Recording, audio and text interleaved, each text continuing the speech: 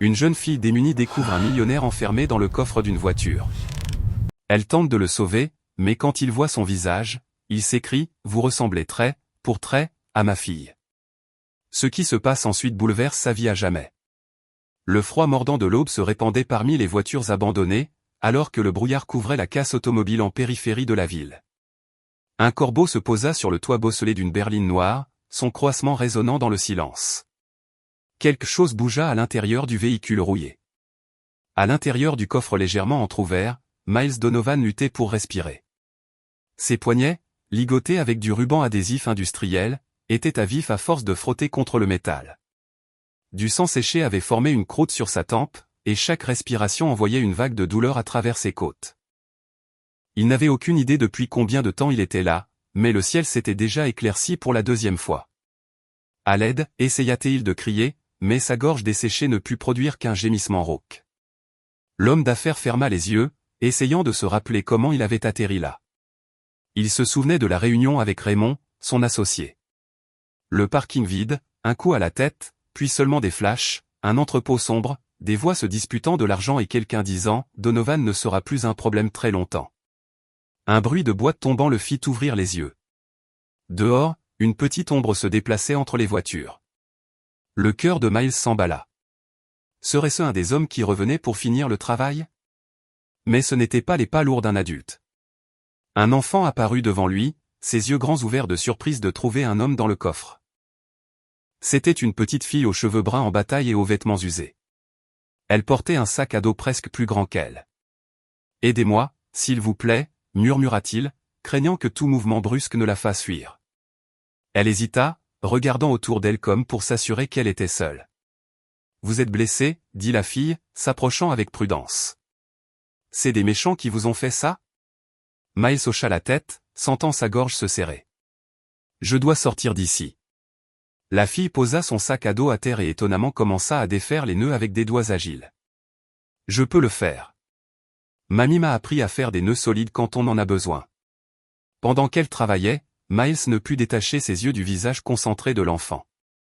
Il y avait quelque chose de familier en elle, quelque chose qui faisait battre son cœur plus vite. La lumière du matin illuminait les traits de l'enfant, révélant une petite cicatrice en forme de croissant juste au-dessus de son sourcil droit. Fini. La fille réussit à libérer ses mains et recula un peu. Vous pouvez sortir tout seul. Miles essaya de bouger, mais ses muscles protestèrent après avoir été confinés si longtemps. Il gémit de douleur. Attendez, je vais vous aider, dit-elle, tendant ses petites mains. Avec effort et la force surprenante de l'enfant, Miles réussit à ramper hors du coffre, s'effondrant sur le sol avec un bruit sourd. La lumière du soleil, même filtrée par le brouillard, fit pleurer ses yeux.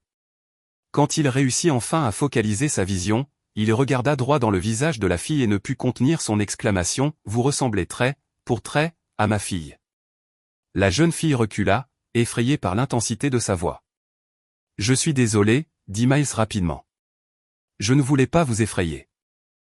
C'est juste que vous ressemblez tellement à quelqu'un que je connais. » L'enfant l'étudia un instant, penchant la tête sur le côté dans un geste qui serra encore plus le cœur de Miles. « Vous avez une petite fille ?» demanda-t-elle, la curiosité l'emportant sur l'appréhension. « Oui » répondit Miles, la voix nouée. « Comment vous appelez-vous » La fille secoua la tête. « Mamie dit que je ne dois pas dire mon nom aux étrangers. »« Votre grand-mère semble sage » commenta Miles, essayant de gagner la confiance de l'enfant. « Où est-elle ?»« Loin d'ici. Nous vivons. » Elle s'arrêta brusquement comme si elle en avait déjà trop dit. « Je dois aller chercher de l'aide pour vous. Il y a une route juste là-bas. » « Attendez. » Miles tenta de se lever, mais la douleur l'arrêta. « Comment puis-je vous retrouver ?» La fille avait déjà repris son sac à dos. « Je viens ici parfois. Mamie a besoin de choses dans la poubelle. » Le bruit lointain d'un moteur la fit regarder en arrière, tendue comme un animal sauvage. « J'apporterai de l'aide, dit-elle d'un ton décisif. Restez ici. » Avant que Miles ne puisse dire quoi que ce soit d'autre, elle fila entre les voitures avec l'agilité de quelqu'un qui connaissait bien les lieux.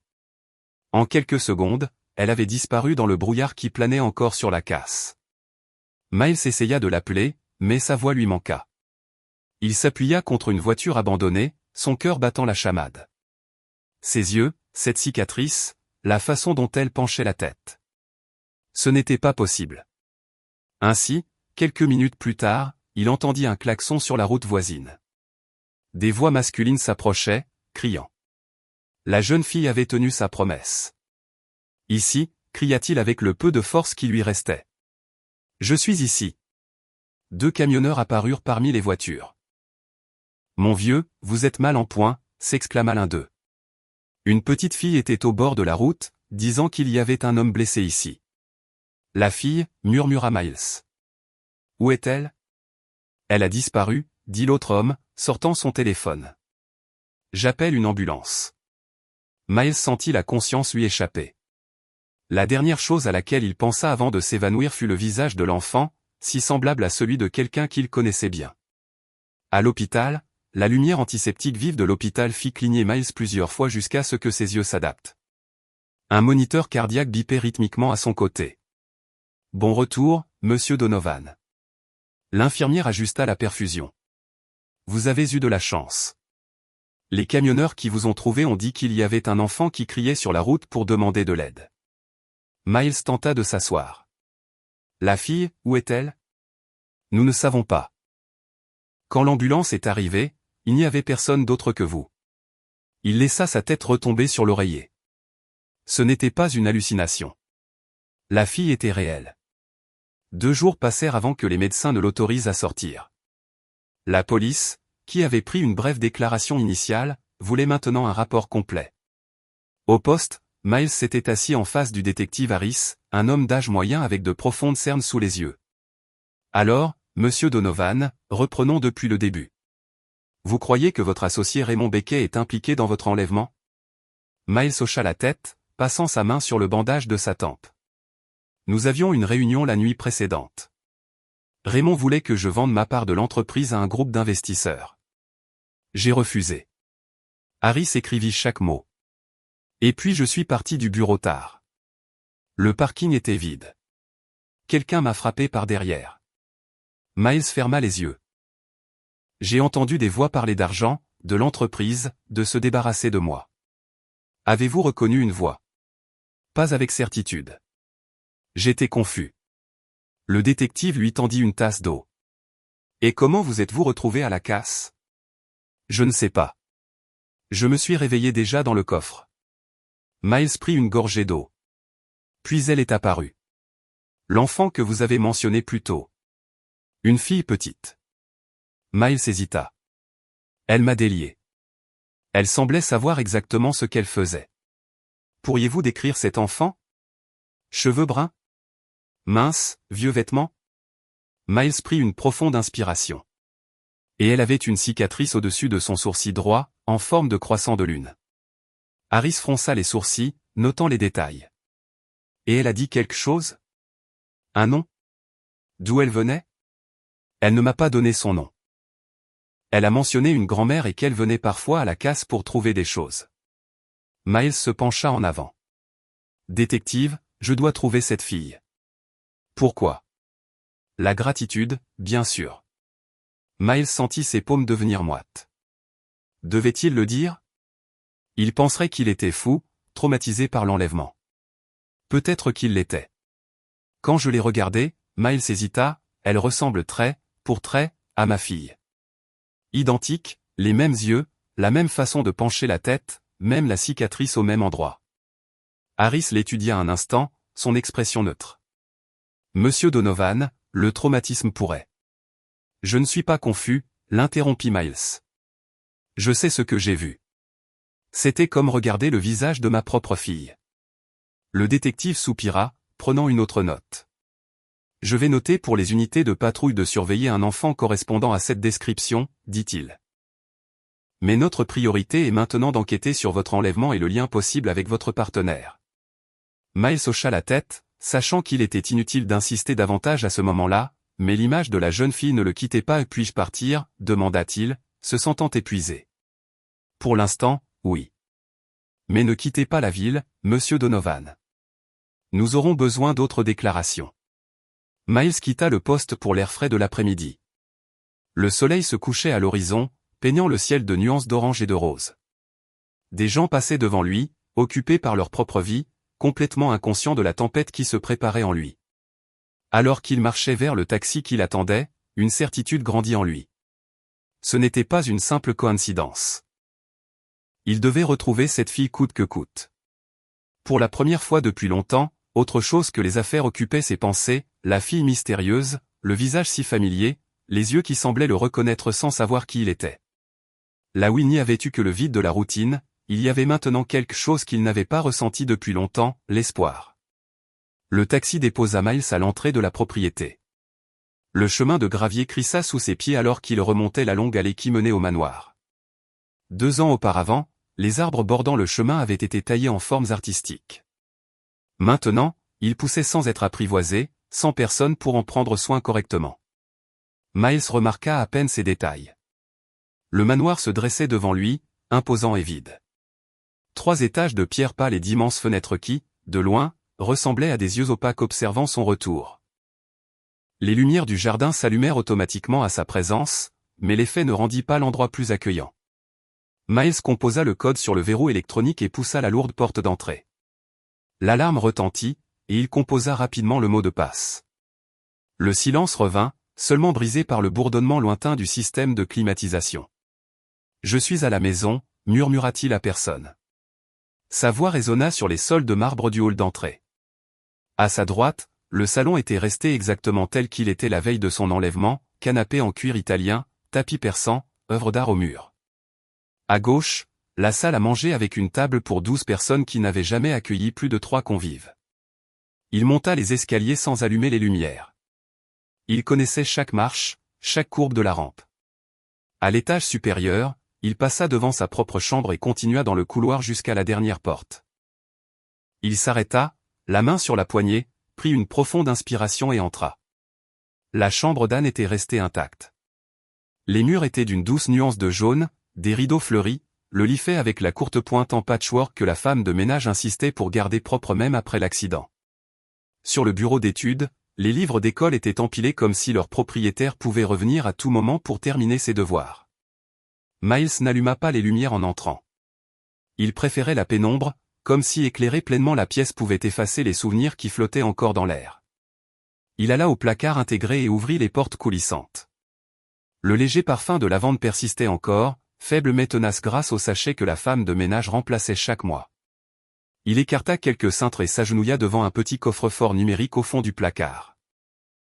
Il composa la date de naissance d'Anne, et la porte s'ouvrit avec un déclic métallique.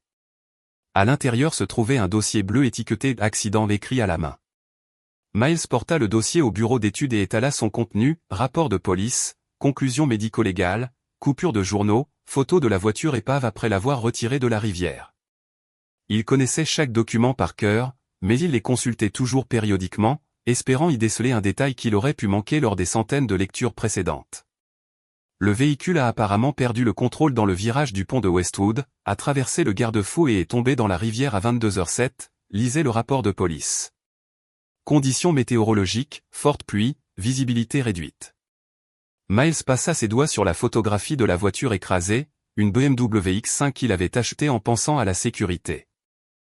Une cruelle ironie. Malgré des recherches intensives de plongeurs sur une période de 2 semaines, le corps de la mineure, Anne Donovan, 11 ans, n'a pas été retrouvé, lisait un autre document. Compte tenu du fort courant de la rivière la nuit de l'accident, il est probable que le corps ait pu être emporté vers la mer. Il écarta les papiers et ramassa une enveloppe marron. À l'intérieur, il sortit d'autres photographies, Anne souriante pour son 10e anniversaire, Anne montant son premier poney, Anne à la plage construisant des châteaux de sable. Sur toutes, la petite cicatrice en forme de croissant au-dessus de son sourcil droit était visible. Identique, murmura Miles. Exactement identique. Soudain, il se leva et alla à la commode près du lit. Il ouvrit le tiroir du haut et écarta quelques vêtements soigneusement pliés. Au fond gisait une petite boîte en velours bleu.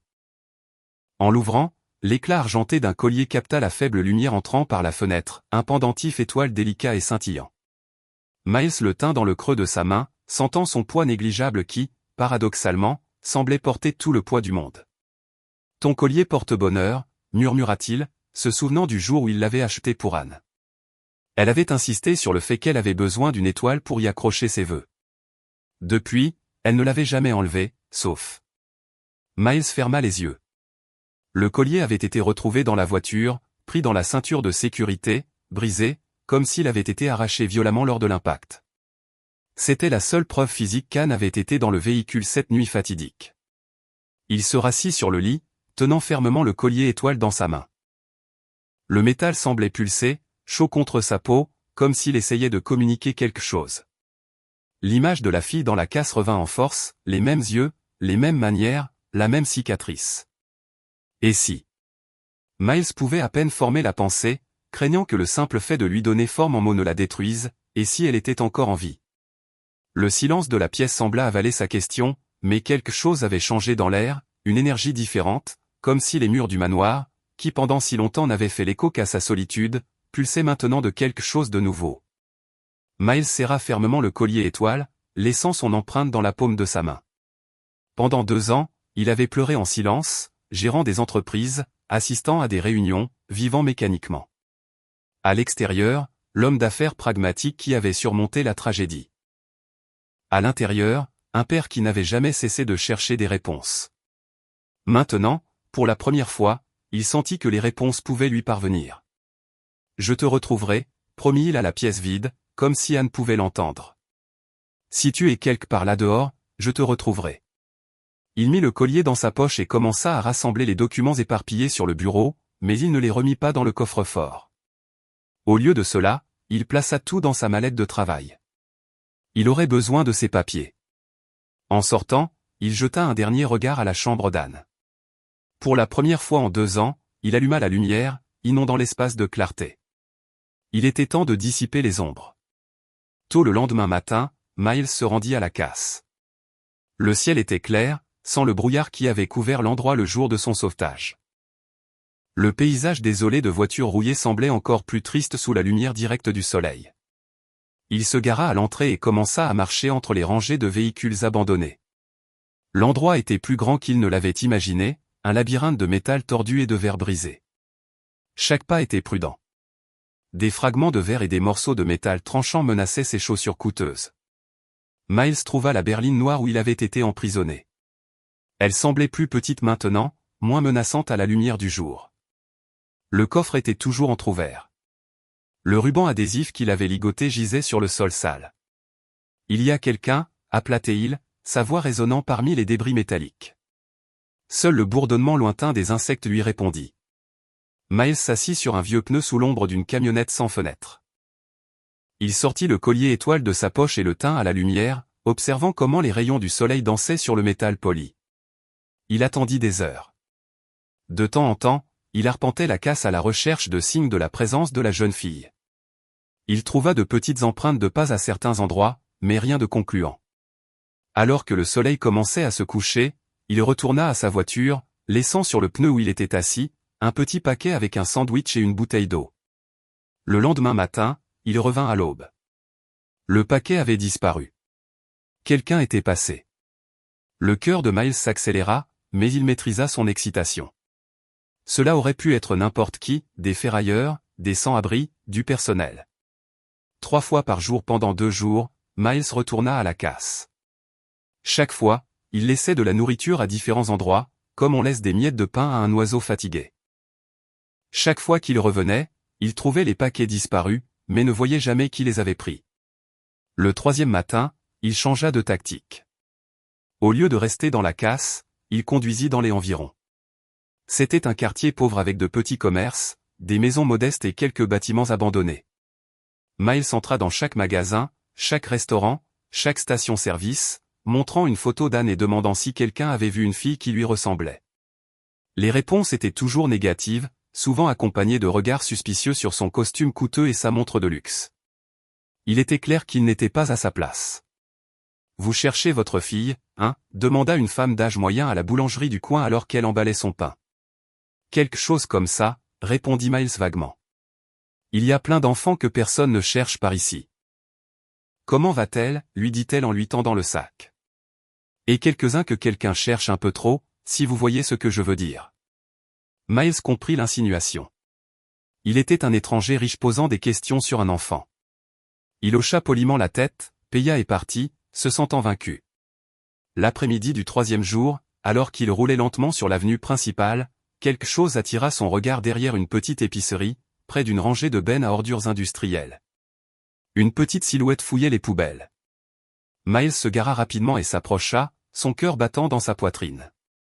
C'était bien un enfant, des cheveux bruns, des vêtements usés, se déplaçant rapidement et précisément alors qu'elle triait ce qui ressemblait à du métal et du carton. Il s'arrêta à quelques mètres, ne voulant pas l'effrayer. « Bonjour », appela-t-il doucement. La jeune fille se retourna brusquement, et Miles sut instantanément que c'était elle. Les mêmes yeux, le même visage, la même cicatrice en forme de croissant. Pendant un instant, il pensa qu'elle allait s'enfuir. Ses muscles étaient tendus comme ceux d'un animal sauvage, prêt à fuir. Mais alors quelque chose dans son regard changea, la reconnaissance peut-être. « Vous êtes l'homme du coffre », dit-elle, sa petite voix ferme. Miles hocha la tête, restant où il était. « Vous m'avez aidé. Vous m'avez sauvé la vie. » La fille haussa les épaules comme si libérer un homme ligoté était une tâche quotidienne ordinaire. « Merci », continua-t-il. « Je voulais vous remercier comme il se doit. »« Pas besoin », répondit-elle, reportant son attention sur les objets qu'elle ramassait, des pièces de métal, des canettes, quelques fils de cuivre. « Mon nom est Miles Donovan. » Il fit un pas prudent de plus. « Quel est le vôtre ?» La fille hésita, regardant autour d'elle comme pour vérifier si quelqu'un d'autre était là. Puis, avec l'innocence particulière aux enfants qui n'ont pas encore pleinement appris l'autopréservation, elle répondit, « Josie. »« Mon nom est Josie. »« Josie », répéta Miles, comme pour savourer le son. « C'est un joli nom. » Elle l'étudia avec des yeux curieux. « Pourquoi me cherchiez-vous » Miles fut momentanément déconcerté. « Comment ? Comment savez-vous que je vous cherchais ?» Josie lui fit un léger sourire, un sourire qui serra l'estomac de Miles. « Vous avez laissé de la nourriture, et vous avez posé des questions sur moi dans les magasins. La dame de la boulangerie est l'amie de mamie. » Miles faillit rire. Le quartier avait son propre réseau de communication invisible pour lui. « Vous devez avoir faim, » dit-il, remarquant à quel point elle était maigre. « Nous pourrions aller manger quelque chose si vous voulez. » Là-bas. Il montra un restaurant de l'autre côté de la rue, restant à portée de vue dans un espace public. Josie réfléchit un instant, son visage montrant une méfiance luttant contre la faim. « Vous pouvez l'apporter ici, » dit-elle finalement. « Je dois finir ça avant que mamie ne revienne. » Miles hocha la tête, comprenant le message. Elle ne lui faisait pas assez confiance pour aller quelque part avec lui. « Qu'est-ce que vous aimez manger ?»« Des hamburgers », répondit Josie rapidement, avec des frites et un milkshake au chocolat. Il sourit. « D'accord. Ne partez pas. » 15 minutes plus tard, ils étaient assis sur des caisses renversées près des bennes à ordures. Josie dévorait le hamburger tandis que Miles la regardait, incapable de détacher ses yeux d'elle. Chaque mouvement, chaque expression lui semblait à la fois familier et étrange. « Pourquoi étiez-vous dans cette voiture ?» demanda Josie entre deux bouchées. « Des méchants m'ont mis là », répondit Miles simplement. Josie hocha la tête comme si cela avait un sens parfait. « Il y a des bonnes personnes et des méchantes personnes dans le monde. Mamie dit toujours ça. Votre grand-mère semble sage. » « Elle l'est », confirma Josie, avalant la dernière bouchée de son hamburger. « Je dois y aller maintenant. Elle va s'inquiéter. » Miles sentit un pincement au cœur. Il ne voulait pas qu'elle parte, mais il savait qu'il ne pouvait rien forcer. « Josie », appela-t-il alors qu'elle se levait. « Si vous voulez me revoir, je serai ici demain à la même heure. » La jeune fille l'étudia longuement, ses yeux étonnamment profonds pour quelqu'un de si jeune. Il y avait quelque chose là. Pas seulement de la méfiance, mais une sorte de reconnaissance inexplicable. « Peut-être », répondit-elle finalement, ramassant les morceaux de métal qu'elle avait triés. « Merci pour le hamburger. » Miles la regarda s'éloigner, portant son petit sac plein de trouvailles de la casse. Il ne la suivit pas, bien que chaque fibre de son être voulait ne pas la laisser partir. Le silence qui restait entre eux semblait chargé de quelque chose qu'aucun des deux ne pouvait expliquer, une connexion au-delà des mots, un sentiment que d'une manière étrange et inexplicable, ils se connaissaient déjà. En rentrant chez lui cette nuit-là, Miles se sentit plus léger qu'il ne l'avait été depuis des années. Le collier étoile dans sa poche semblait chaud, vibrant de possibilités. Josie, se répéta-t-il. Josie.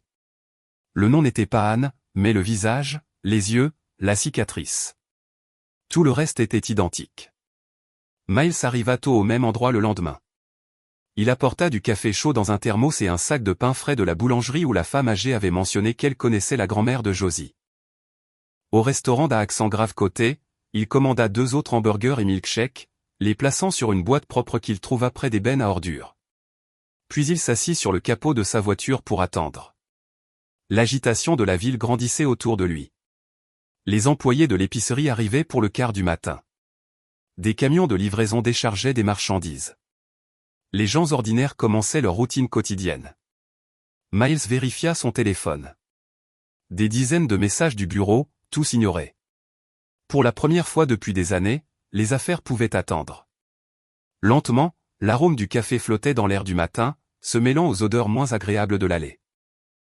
Miles jeta un coup d'œil à sa montre toutes les quelques minutes, se demandant si Josie allait vraiment se présenter ou si le peut-être de la veille n'était qu'un adieu poli. C'est quand le soleil était déjà haut dans le ciel qu'un mouvement attira son attention. Cette fois, ce n'était pas seulement une petite silhouette, mais 2 personnes qui approchaient. Josie marchait devant, sautillant parfois entre les pas, son sac à dos rebondissant sur son dos. Derrière elle, une femme âgée marchait droit malgré son âge évident, son visage marqué par le temps. « Vous êtes vraiment venu » s'exclama Josie en le voyant, sa voix enfantine exprimant une surprise sincère qui toucha le cœur de Miles. « J'ai promis, n'est-ce pas ?» Il sourit, évitant tout mouvement brusque. Son regard se posa sur la femme qui s'arrêta à quelques pas, une expression de prudence sur son visage ridé. « C'est ma mamie » présenta Josie, désignant la femme.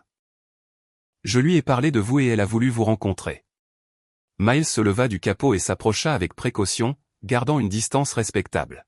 « Madame, c'est un plaisir de vous rencontrer. Je suis Miles Donovan. » Il tendit poliment la main. « Votre petite fille, Josie, elle m'a sauvé la vie. » La femme l'étudia un instant avant d'accepter sa poignée de main. Ses mains étaient calleuses, marque d'une vie de dur labeur. « Martha, dit-elle, sa voix posée malgré son âge. Josie a dit qu'un homme en costume lui a laissé de la nourriture hier. J'ai pensé que je devrais venir voir par moi-même. » Il y avait quelque chose de noble dans le maintien de Martha, même dans ses vêtements simples et usés. Une dignité qui dépassait ses circonstances. « J'ai apporté du café et du pain », proposa Miles, désignant les articles qu'il avait posés sur la boîte. « Et d'autres hamburgers. » Josie semblait les aimer hier. « J'adore les hamburgers », confirma la jeune fille, se dirigeant déjà avec empressement vers les paquets. « Mamie, viens manger », appela-t-elle.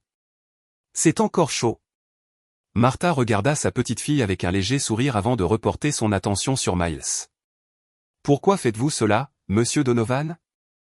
Les gens comme vous ne se mêlent pas généralement aux gens comme nous, à moins d'avoir une raison. » La franchise de la question ne surprit pas Miles. Il s'attendait à de la méfiance. « Votre petite fille m'a sauvé la vie », répéta-t-il simplement. « J'étais ligoté, blessé, laissé pour mort. Josie m'a trouvé et m'a libéré. Je veux juste lui rendre sa gentillesse. » Martha l'étudia un autre instant, comme pour jauger la sincérité de ses paroles. Josie, inconsciente de la tension entre les adultes, s'était déjà assise sur la boîte et ouvrait joyeusement l'emballage du hamburger. « Mamie, viens manger », appela-t-elle. « C'est encore chaud. » Martha hésita mais céda ensuite, se déplaçant pour s'asseoir près de sa petite fille. Miles sentit que sa résistance s'affaiblissait quand il s'agissait du bien-être de Josie. « Vous et Josie, vivez-vous dans le coin ?» demanda Miles, essayant de ne pas paraître indiscret. « Nous avons notre endroit », répondit Martha vaguement, acceptant le café qu'il lui offrait. « Ce n'est pas grand-chose, mais c'est le nôtre. »« Nous vivons sous le viaduc », intervint Josie, mangeant entre 2 bouchées de hamburger. « Mamie a fait une maison avec du carton et des bâches. C'est chaud quand il pleut. » Martha lança un regard d'avertissement à sa petite fille, mais il était trop tard. « Le viaduc de l'avenue Park ?» demanda Miles, reconnaissant la référence. C'était une zone connue pour les camps de sans-abri à moins d'1 kilomètre de là. Josie a une imagination débordante, tenta de minimiser Martha, mais ses yeux trahissaient la vérité. « Ce n'est pas de l'imagination. »« C'est vrai », insista Josie. Nous vivons là avec Monsieur Pett et Madame Rosa. D'autres personnes aussi, mais ce sont les gentils. Miles sentit une oppression dans sa poitrine. L'idée que cet enfant, qui pourrait être son âne, vive sous un viaduc d'autoroute, était trop douloureuse à contempler.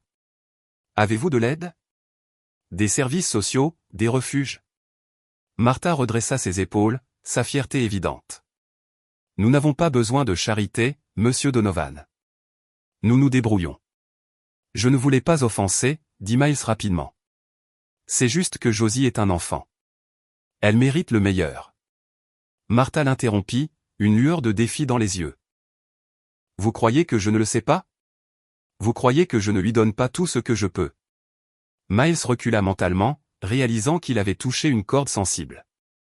Bien sûr, je suis désolé.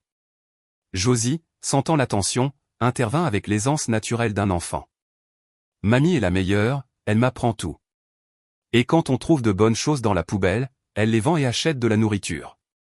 La simplicité avec laquelle Josie décrivait sa vie difficile toucha Miles profondément. Il y avait une résilience incroyable chez cet enfant, une capacité à trouver de la joie dans les moindres choses malgré l'adversité. Mamie fait de délicieuses soupes avec les restes que l'on trouve, continua Josie avec enthousiasme. Et parfois, quand il y a une fête au parc, on y va et les gens distribuent des bonbons et des hot dogs. Martha esquissa un doux sourire, caressant les cheveux de sa petite fille. Josie n'a pas besoin de grand-chose pour être heureuse. Elle a un don pour trouver la joie dans les petites choses. Miles observa leur interaction, remarquant l'amour évident que Martha portait à Josie. Il était indéniable que, malgré leur pauvreté, la jeune fille était aimée et protégée. Josie a mentionné que vous l'avez trouvée, commença Miles avec prudence. Si cela ne vous dérange pas que je demande, comment cela s'est-il passé? Martha prit une gorgée de café, comme pour gagner du temps afin de décider ce qu'elle allait révéler. Je l'ai trouvée blessée il y a environ 2 ans, dit-elle finalement. Elle était confuse, effrayée. Elle ne pouvait même pas dire son propre nom. Le rythme cardiaque de Miles s'accéléra. Il y a 2 ans, la même période que l'accident d'Anne. Et avant ça, elle ne se souvient de rien. Martha secoua la tête. Les médecins de la clinique ont dit que c'était une amnésie traumatique. Ça pourrait passer avec le temps, ou pas. Des médecins, demanda Miles, surpris qu'il y ait eu des soins médicaux. Je suis peut-être pauvre, Monsieur Donovan, mais je ne suis pas négligente, dit Martha avec dignité. Je l'ai emmené à la clinique dès que je l'ai trouvé. Ils ont fait ce qu'ils pouvaient, mais sans assurance ni document. Elle laissa la phrase en suspens. Miles se tourna vers Josie, qui jouait maintenant avec la paille de son milkshake, inconsciente de la conversation sérieuse des adultes. Josie, l'appela-t-il doucement. Vous souvenez-vous de quelque chose avant votre grand-mère? La jeune fille fronça les sourcils, une expression de profonde concentration que Miles reconnut immédiatement. Anne faisait exactement ce geste en essayant de résoudre un problème de maths difficile. Parfois, je fais des rêves, répondit-elle lentement. À propos d'eau, beaucoup d'eau et un bruit fort. Elle secoua la tête. Mais je ne me souviens pas vraiment. Ma tête me fait mal. Je ne me souviens que de mamie. Martha posa son bras protecteur autour des épaules de sa petite fille. Les médecins ont dit que c'était normal. Parfois, le cerveau bloque les mauvais souvenirs pour se protéger. Miles hocha la tête, luttant pour garder son calme. De l'eau, un bruit fort comme une voiture plongeant dans une rivière par une nuit orageuse. Cette fille, c'est Anne. La pensée résonna dans son esprit avec une clarté qu'il ne pouvait plus nier. Monsieur Donovan. La voix de Martha le ramena au présent. Ça va? Oui, pardon. Il prit une profonde inspiration. Madame, Josie, j'aimerais vous aider. Non pas par charité, mais par gratitude. Martha se raidit à nouveau. Je vous ai dit que nous n'avons pas besoin de votre. Votre petite fille m'a sauvé, l'interrompit Miles doucement. J'aimerais vous aider maintenant, s'il vous plaît. Quelque chose dans son ton, la sincérité palpable de ses mots, sembla atteindre Martha. Elle l'étudia un long moment comme si elle essayait de voir au-delà de l'apparence de l'homme d'affaires prospère. Que proposez-vous exactement, demanda-t-elle finalement. Miles réfléchit rapidement. Il devait être prudent. S'il révélait ses soupçons maintenant, il risquait de les effrayer. Il devait établir la confiance pas à pas pour commencer, un meilleur endroit pour vivre. Un appartement, peut-être? Rien de fantaisiste, juste quelque chose de sûr et de sec. Les yeux de Josie s'écarquillèrent. Une vraie maison avec un lit et tout? Martha semblait tiraillée entre la fierté et la nécessité pratique. Miles pouvait voir la lutte interne dans ses yeux. Pourquoi feriez-vous cela? Demanda-t-elle à voix basse. Vraiment, juste par gratitude, ou y a-t-il autre chose? Miles savait qu'il devait être au moins partiellement honnête. Josie me rappelle quelqu'un que j'ai perdu, admit-il. L'aider, vous aider toutes les deux, c'est comme une seconde chance pour moi.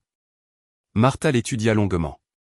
Finalement, à la surprise de Miles, elle hocha légèrement la tête. Je n'ai jamais rien demandé à personne de ma vie, dit-elle, sa voix ferme malgré son émotion contenue. Mais pour Josie, pour elle, j'accepterai votre aide. Néanmoins, il nous faut des conditions claires. Bien sûr, accepta Miles immédiatement. Quelles que soient les conditions que vous voulez fixer. Ce n'est pas de la charité, insista Martha. C'est un accord. Vous nous fournissez un logement. Je veillerai à ce que Josie aille régulièrement à l'école. L'école, interrompit Josie, les yeux brillants. Je peux aller dans une vraie école avec des livres et d'autres enfants? L'enthousiasme de la jeune fille pour quelque chose d'aussi basique qu'une éducation fit à nouveau souffrir le cœur de Miles. C'était un droit fondamental dont elle avait été privée par les circonstances. Oui, une vraie école, confirma-t-il pour Josie avant de se tourner vers Martha. Je suis entièrement d'accord avec vos conditions. L'éducation est essentielle. Martha hocha la tête, semblant quelque peu soulagée que Miles ne remette pas en question son autorité sur Josie. Et nous devons garder notre indépendance, continua-t-elle. Ne pas nous transformer en votre projet de charité. Nous sommes des gens, pas une cause. Absolument, accepta Miles, admirant la force de caractère de cette femme. Même dans une extrême pauvreté, elle maintenait sa dignité intacte. Si vous me le permettez, j'aimerais commencer à chercher un endroit aujourd'hui. Martha hésita, puis esquissa un petit sourire, le premier depuis son arrivée. Merci. Non pas pour les hamburgers ou le café, mais pour nous avoir vus comme des personnes. Miles comprit exactement ce qu'elle voulait dire. Dans une société où des gens comme Martha et Josie étaient souvent invisibles, le simple fait d'établir un contact visuel et de reconnaître leur humanité était un acte radical. Mamie, je peux montrer notre maison à Miles, demanda Josie, sautant d'excitation. Je veux lui montrer ma collection de capsules. Martha hésita, clairement mal à l'aise d'exposer leur situation précaire à un étranger riche. Mais le regard plein d'espoir sur le visage de Josie était difficile à ignorer. Peut-être un autre jour, dit-elle. Nous devons rentrer maintenant. Mademoiselle Rosa attend les médicaments que je lui ai promis. Josie parut momentanément déçue, mais se ranima vite. Demain alors? Reviendrez-vous demain? Avant qu'il ne puisse répondre, Martha intervint. Monsieur Donovan est un homme occupé, ma chère. Il a des réunions de travail. Je serai là, l'assura Miles, souriant à Josie, à la même heure et peut-être avec quelques annonces d'appartements à regarder. Le sourire que Josie lui rendit illumina toute l'allée. C'était le même sourire qu'Anne lui donnait quand il promettait de l'emmener au parc d'attractions le week-end. Le même éclat dans les yeux, la même fossette dans sa joue gauche. Tandis qu'il les regardait s'éloigner, Josie sautillant, Martha marchant droite, digne, Miles sentit une certitude grandir en lui. Cet enfant, avec sa joie inébranlable face à l'adversité, avec sa générosité naturelle qui l'avait poussé à aider un étranger dans le besoin, était spécial d'une manière qu'il reconnaissait au plus profond de son être. Même en vivant sous un viaduc, en fouillant les bennes à ordures pour survivre, Josie portait en elle une lumière qu'aucune adversité n'avait éteinte. Une lumière que Miles connaissait bien parce qu'il l'avait déjà vue dans les yeux de sa propre fille. Et maintenant, pour la première fois en 2 ans, il laissa l'espoir s'épanouir véritablement. Ce n'était pas seulement une ressemblance physique ou une coïncidence extraordinaire, c'était quelque chose de plus profond. Je te ramènerai à la maison, murmura-t-il, regardant la petite silhouette de Josie disparaître au coin de la rue. D'une manière ou d'une autre. 3 semaines s'écoulèrent après la première rencontre de Miles avec Martha et Josie. Pendant ce temps, il visita plus d'une douzaine de propriétés, cherchant l'équilibre parfait, un endroit décent et confortable, mais pas si ostentatoire que Martha se sentirait déplacée ou dépendante. Quelque chose qu'elle pourrait appeler leur maison sans que cela ne ressemble à de la charité. Il trouva finalement l'endroit idéal, une modeste maison de 2 chambres dans une rue calme avec un petit jardin. La maison avait été récemment rénovée avec des murs fraîchement peints dans des tons doux et des parquets polis. Rien de luxueux, mais infiniment mieux qu'un abri de fortune sous un viaduc. Le jour du déménagement, Miles arriva tôt. Il avait engagé une petite entreprise de déménagement, surtout pour livrer les nouveaux meubles qu'il avait achetés plutôt que de transporter les quelques affaires de Martha et Josie. Il supervisa personnellement la livraison de chaque article, des lits confortables, un canapé douillet, une table à manger, des appareils électroménagers de base. Il s'assura que le réfrigérateur et le garde-manger étaient remplis de suffisamment de provisions pour au moins 2 semaines. Dans la chambre la plus petite, qui serait celle de Josie, Miles porta une attention particulière. Un lit avec un matelas doux, des oreillers moelleux et une couette colorée à motifs d'étoiles. Une petite bibliothèque pour les livres et un bureau simple mais fonctionnel pour quand elle commencerait l'école. Il n'avait pas surdécoré. Il voulait que Josie ait la liberté de transformer la pièce selon ses goûts. Lorsque tout fut prêt, Miles alla chercher Martha et Josie à leur lieu de rendez-vous habituel près de l'épicerie. Des pensées anxieuses envahissaient son esprit. Et si Martha changeait d'avis à la dernière minute? Et si la fierté éclipsait les besoins pratiques? Ses inquiétudes s'évanouirent lorsqu'il les vit approcher. Josie sautillait presque d'excitation tandis que Martha marchait d'un pas ferme, portant des sacs en plastique qui semblaient contenir toutes leurs possessions terrestres. « On va voir notre nouvelle maison » demanda Josie dès qu'il fut prêt, ses yeux brillants d'anticipation. « Oui » répondit Miles en souriant. « Elle est prête. » Martha semblait tendue, tiraillée entre le soulagement d'avoir enfin un foyer sûr et le malaise d'accepter de l'aide.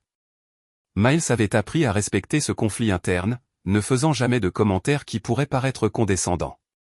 Le trajet en voiture fut silencieux. Josie pressait son visage contre la vitre, regardant les rues. Martha était assise droite sur le siège passager, ses mains fermement posées sur les sacs sur ses genoux, de petits trésors qui avaient survécu à des temps difficiles. Quand ils s'arrêtèrent devant la maison, Miles nota la subtile détente dans les épaules de Martha. La façade était simple avec un petit porche et un modeste jardin devant. Rien qui ne crie charité d'homme riche, juste une maison normale dans un quartier calme. « C'est ça ?» demanda Josie, les yeux écarquillés. « C'est si joli. »« C'est ça », confirma Miles, coupant le moteur. « On entre ?» Les trois marchèrent jusqu'à la porte d'entrée. Miles tendit un jeu de clés à Martha, un geste symbolique valant plus que des mots. C'était leur maison maintenant et Martha en avait le contrôle. La femme tint les clés un instant, le métal brillant contre sa peau usée. Puis, avec une résolution inattendue, elle inséra la clé dans la serrure et ouvrit la porte. Josie fut la première à entrer, un petit tourbillon d'énergie et de curiosité. « Il y a des meubles et tout » s'exclama-t-elle, courant d'une pièce à l'autre. « Mamie, viens voir. Il y a un grand frigo. » Martha entra plus lentement, ses yeux scrutant chaque détail. Miles resta un pas derrière, la laissant prendre son temps, la laissant s'approprier l'espace.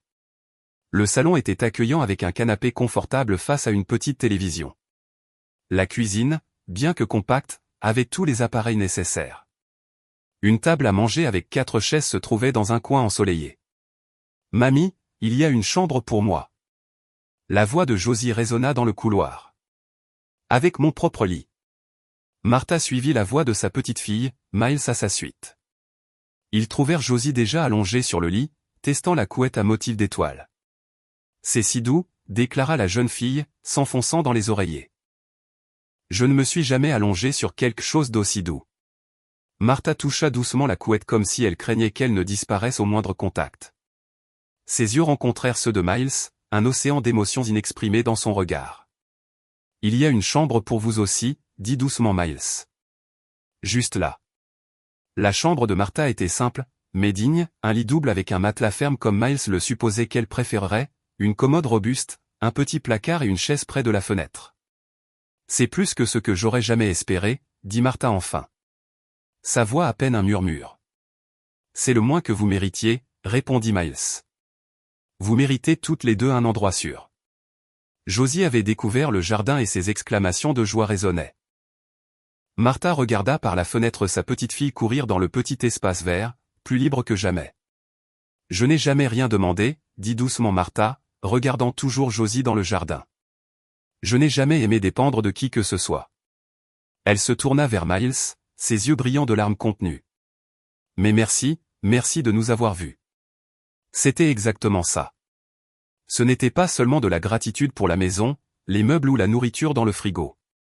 C'était de la gratitude pour être vus comme des êtres humains, non comme des problèmes sociaux ou des statistiques, pour que leur dignité soit respectée même lorsqu'elles avaient besoin d'aide. « Mamie, il y a des fleurs dans le jardin », cria Josie de l'extérieur. « Je peux m'en occuper ? Je peux ?» Un sourire adoucit le visage fatigué de Martha. « Bien sûr que tu peux », répondit-elle assez fort pour que Josie l'entende. Miles observa la scène, le cœur plein. Cette maison, ces meubles, ce jardin, ce n'étaient pas que des objets matériels. Ils représentaient un changement fondamental dans la vie de ces deux personnes. Pas seulement un toit, mais la sécurité. Pas seulement des murs, mais la protection. Pas seulement un lit, mais le droit fondamental à un repos digne. Pour Josie, cela signifiait être à nouveau une enfant sans le fardeau d'aider à assurer la survie quotidienne. Pour Martha, cela signifiait la possibilité de vieillir avec une certaine dignité, sans la peur constante du lendemain. Le frigo est rempli, commenta Miles. Et j'ai fait en sorte qu'un marché local livre des courses chaque semaine. Vous pouvez choisir ce dont vous avez besoin via cette liste. Il lui montra un bon de commande dans la cuisine. C'est sur un compte que j'ai ouvert à mon nom. Martha hocha la tête, acceptant l'aide pratique sans commentaire. Miles savait qu'elle préférait les actes aux mots de gratitude. J'ai également fait en sorte que Josie soit inscrite à l'école du quartier, continua-t-il. C'est à 3 pâtés de maison. Nous pourrons régler les détails dans les prochains jours. L'école, répéta Martha comme pour savourer le mot. Elle a toujours voulu ça. Elle demandait quand elle pourrait y aller. Dehors, Josie avait trouvé un petit papillon dans le jardin et le suivait avec attention, son visage éclairé par le soleil de l'après-midi. Pendant un instant, elle ressembla à n'importe quel enfant normal, sans le poids de la vie de la rue. Merci, dit Martha à nouveau, cette fois en rencontrant directement le regard de Miles. Non pas pour tout ça, elle fit un geste autour de la maison, mais pour lui avoir donné une chance. Miles hocha la tête, ne se faisant pas confiance pour parler. Ce que Martha ne savait pas, ce qu'il n'avait toujours pas le courage de partager, c'est que chaque sourire de Josie, chaque moment de joie enfantine authentique, était aussi un cadeau inestimable pour lui. Alors qu'il regardait Josie courir dans le jardin, les derniers rayons du soleil illuminant ses cheveux bruns, Miles sentit une certitude grandir en lui. Cet enfant, avec son extraordinaire résilience et sa capacité à trouver le bonheur dans les moindres choses, ne pouvait être autre que son âne. Et maintenant, elle avait de nouveau une maison, un nouveau départ. Au cours des semaines suivantes, une routine réconfortante s'instaura.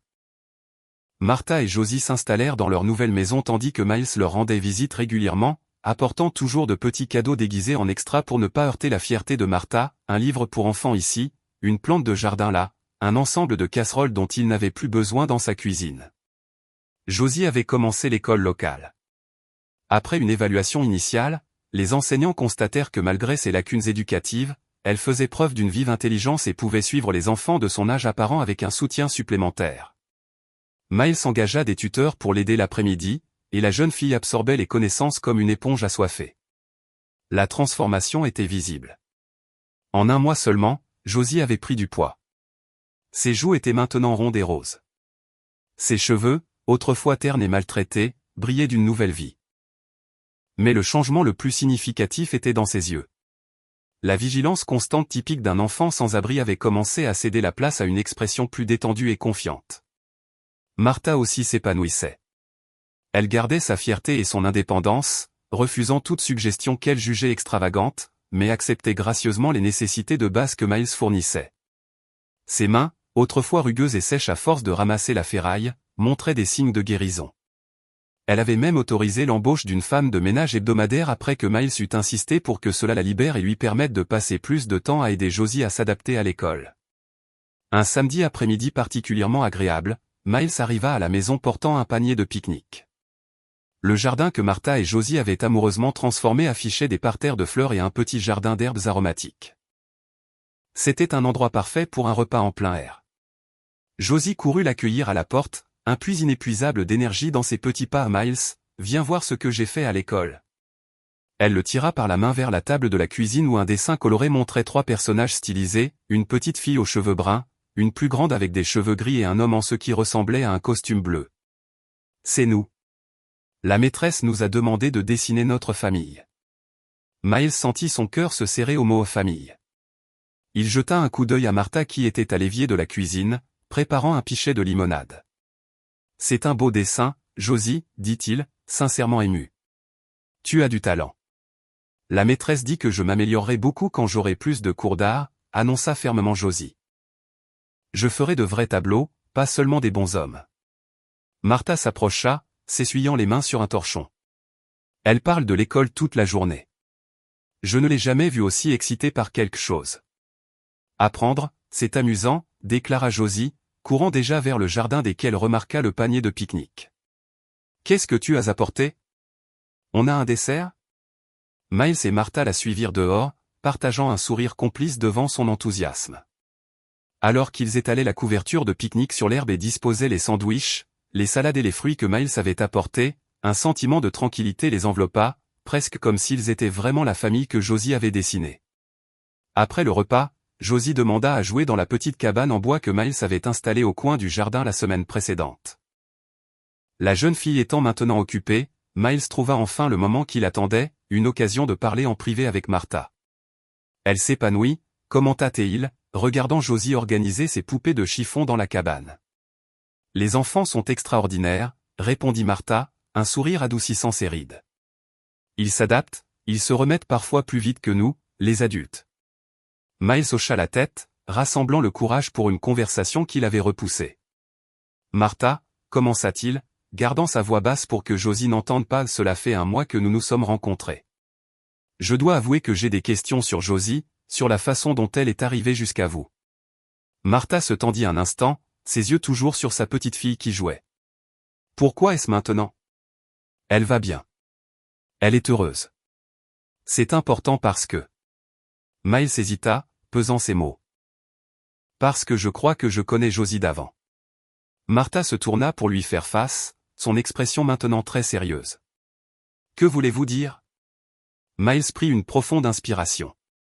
Quand j'ai dit que Josie me rappelait quelqu'un que j'avais perdu, ce n'était pas juste une ressemblance fortuite. Martha, j'ai perdu ma fille il y a 2 ans dans un accident. Son corps n'a jamais été retrouvé. Le silence qui suivit fut presque physique entre eux. Martha étudia attentivement son visage, cherchant des signes de tromperie ou de manipulation. Vous pensez que Josie est votre fille? Demanda-t-elle finalement, sa voix basse et contrôlée. La ressemblance est extraordinaire. L'âge correspond, et vous avez dit que vous l'avez trouvée il y a environ 2 ans, sans mémoire, sans nom. Martha baissa le regard, ses mains âgées se tordant l'une l'autre. Miles, beaucoup d'enfants se perdent. Beaucoup ont des traumatismes. Cela ne signifie pas. Puis-je vous montrer quelque chose? L'interrompit Miles doucement, sortant son portefeuille de sa poche. Martha hocha la tête à contre-cœur. Miles ouvrit le portefeuille et en sortit une photographie soigneusement conservée. Il la tendit à Martha, observant attentivement sa réaction. Sur la photo, une jeune fille souriait à l'appareil photo devant un gâteau d'anniversaire avec le chiffre 11 en bougie colorée. Les mêmes yeux en amande que ceux de Josie, la même forme de visage, la même cicatrice en croissant de l'une au-dessus de son sourcil droit. Martha fixa la photo longtemps, sa main tremblante touchant le visage de la jeune fille sur la photo. Anne, dit doucement Miles. Le nom de ma fille était Anne. Martha leva les yeux, des larmes brillant dans ses yeux.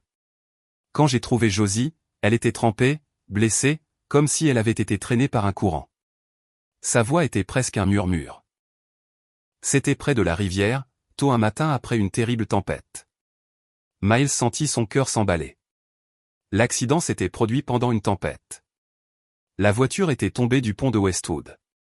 Martha regarda à nouveau la photo, puis Josie, toujours joyeusement en train de jouer dans la petite maison. Ses épaules s'affaissèrent légèrement comme si un poids caché se posait enfin sur elle. C'est elle, murmura-t-elle. C'est l'enfant qui m'est apparu ce matin-là. Le monde autour de Miles sembla momentanément suspendu. Malgré sa certitude croissante au fil des semaines, entendre Martha le confirmer le rendait indéniablement réel. Comment? Comment cela s'est-il passé exactement? Demanda-t-il, la voix pleine d'émotion. Martha prit une profonde inspiration, son regard toujours fixé sur Josie au loin. Je ramassais de la ferraille près de la rivière comme tous les matins. La tempête de la nuit précédente avait été brutale. La rivière était haute, pleine de débris. Elle marqua une pause, se souvenant, puis je l'ai vue. Une petite silhouette effondrée parmi les rochers sur la rive. J'ai cru que c'était juste une autre poupée jetée. Mais quand je me suis approché, Martha déglutit difficilement, le souvenir étant manifestement douloureux. Elle respirait, mais était inconsciente. Des blessures partout, des vêtements déchirés, personne d'autre autour, aucun signe de famille ou de quiconque. « Qu'avez-vous fait » demanda Miles doucement. « Ce que toute personne décente ferait. Je l'ai emmenée à la clinique la plus proche. » Martha se décala sur son siège, momentanément défensive. Les médecins l'ont examinée. Ils ont dit qu'elle avait subi un traumatisme crânien parmi d'autres blessures. Quand elle a repris conscience, elle était vide. Ne savait pas son nom, son âge, ni d'où elle venait. Et après? Ils ont appelé les services sociaux, bien sûr, mais... Martha hésita. Sans pièce d'identité, sans personne qui la cherche dans cette zone spécifique, le système est imparfait. Miles compléta. Elle serait restée dans un refuge surpeuplé, attendant que la bureaucratie décide de son sort. Miles pouvait imaginer le reste. Martha, seule depuis la mort de son mari, voyant en cet enfant vulnérable une chance de faire une différence, de compter pour quelqu'un à nouveau. Alors, vous l'avez emmené avec vous? Martha hocha la tête, une lueur de défi dans ses vieux yeux. Je ne le regrette pas. Elle avait besoin de soins, de protection, et moi, j'avais autant besoin d'elle qu'elle avait besoin de moi. Comment avez-vous trouvé le nom Josie? Un petit sourire adoucit le visage de Martha. C'était le nom de ma fille. Je l'ai perdue à cause d'un cancer il y a 15 ans. Miles absorba cela, comprenant mieux la profonde connexion entre Martha et la jeune fille. Ce n'était pas seulement de la charité ou de la gentillesse. C'était une seconde chance pour elles deux. Vous lui avez sauvé la vie, dit-il finalement. Et elle a sauvé la mienne, répondit simplement Martha. Puis elle leva les yeux pour rencontrer les siens. Que vas-tu faire maintenant?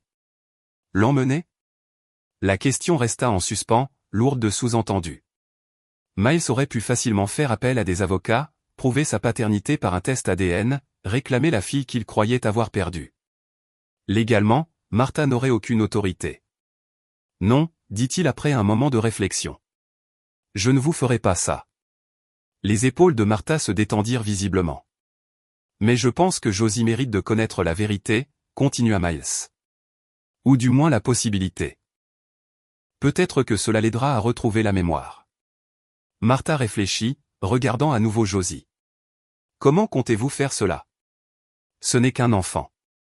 Avec honnêteté et gentillesse, répondit Miles, si vous me le permettez. Après un long moment, Martha hocha la tête. Elle vous aime bien. Elle vous fait confiance.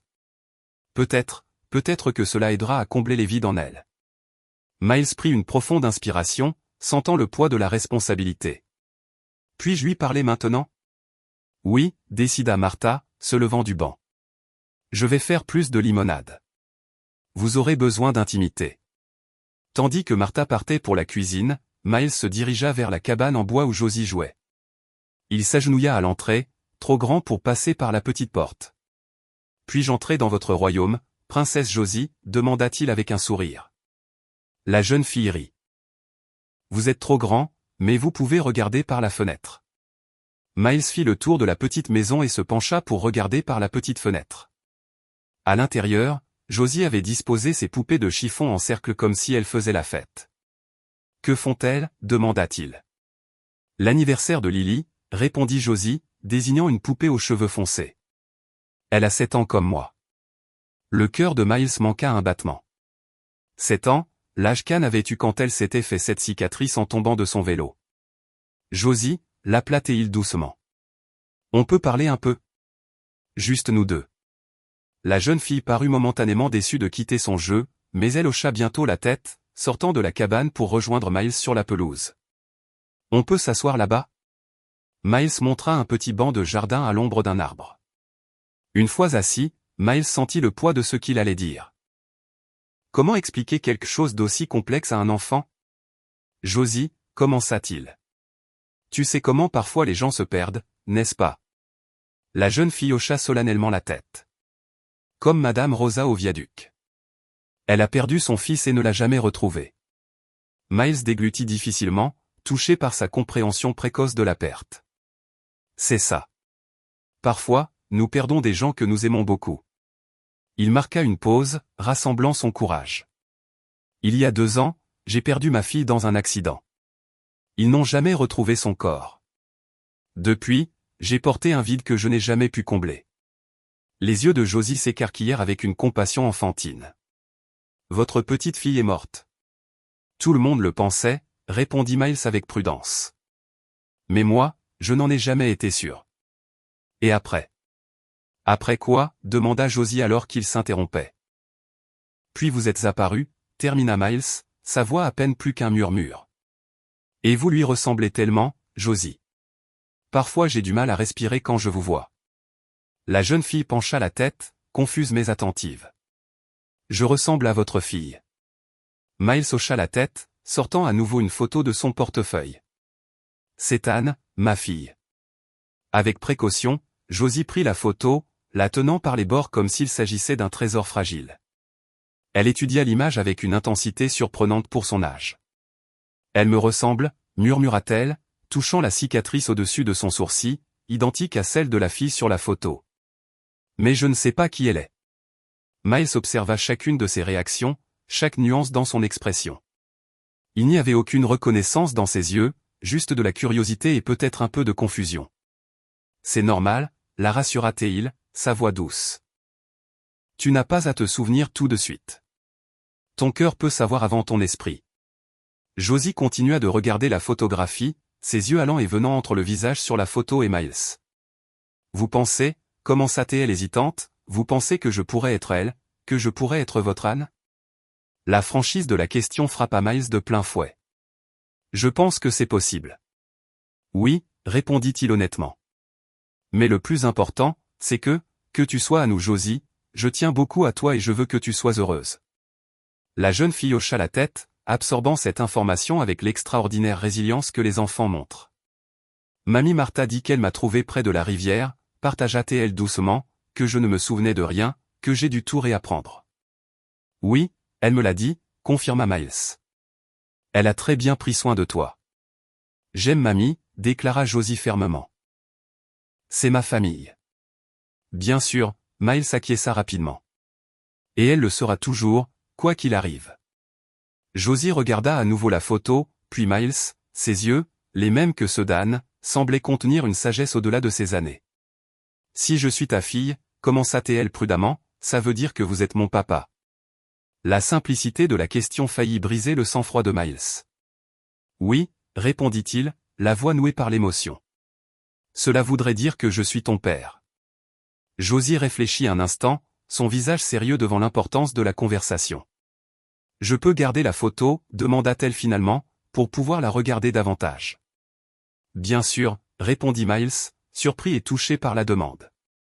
Parfois, je fais des rêves, confessa Josie doucement, presque comme si elle partageait un secret. Il y a beaucoup d'eau et un bruit fort, et quelqu'un qui crie mon nom, mais ce n'est pas Josie que j'entends. Miles sentit un frisson lui parcourir l'échine. Quel nom entends-tu? Josie fronça les sourcils, se concentrant.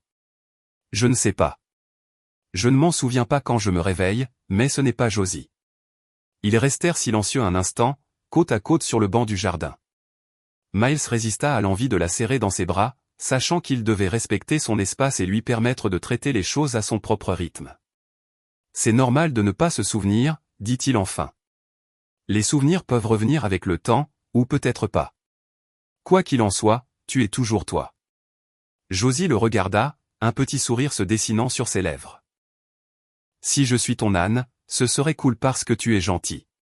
Puis, avec le changement abrupt de sujet que seuls les enfants peuvent gérer, elle demanda, tu as apporté un dessert pour le pique-nique? Miles ne put s'empêcher de rire malgré les larmes qui menaçaient de monter. Oui, j'ai apporté une tarte aux pommes, ton dessert préféré. Comment savais-tu que c'est mon préféré? Miles sourit, sentant une chaleur familière remplir sa poitrine. Juste une intuition. Alors qu'il retournait à la couverture de pique-nique où Martha attendait avec de la limonade fraîche, Miles regarda Josie courir devant, plaçant soigneusement la photo d'Anne dans la poche de sa robe. Peu importait qu'elle retrouve tous ses souvenirs ou non, peu importait qu'elle accepte un test ADN ou qu'elle préfère rester simplement Josie. Ce qui importait, c'est qu'elle était en vie, elle était en sécurité et il avait eu une seconde chance de faire partie de sa vie. Et cela en soi était un miracle pour lequel il serait éternellement reconnaissant. 2 semaines après la conversation dans le jardin, Miles proposa quelque chose qu'il avait prévu depuis un certain temps. C'était un samedi ensoleillé, et Josie était particulièrement joyeuse en mangeant le petit déjeuner que Martha avait préparé. « Josie » commença-t-il pendant que la jeune fille dévorait une crêpe garnie de fruits. « J'aimerais t'emmener quelque part de spécial aujourd'hui. Si toi et Martha êtes d'accord, bien sûr. » Josie leva les yeux, son visage brillant de curiosité. « Où ça ?» Miles échangea un regard significatif avec Martha qui se tenait près du poêle. Ils en avaient discuté la veille après que Josie fût allée se coucher.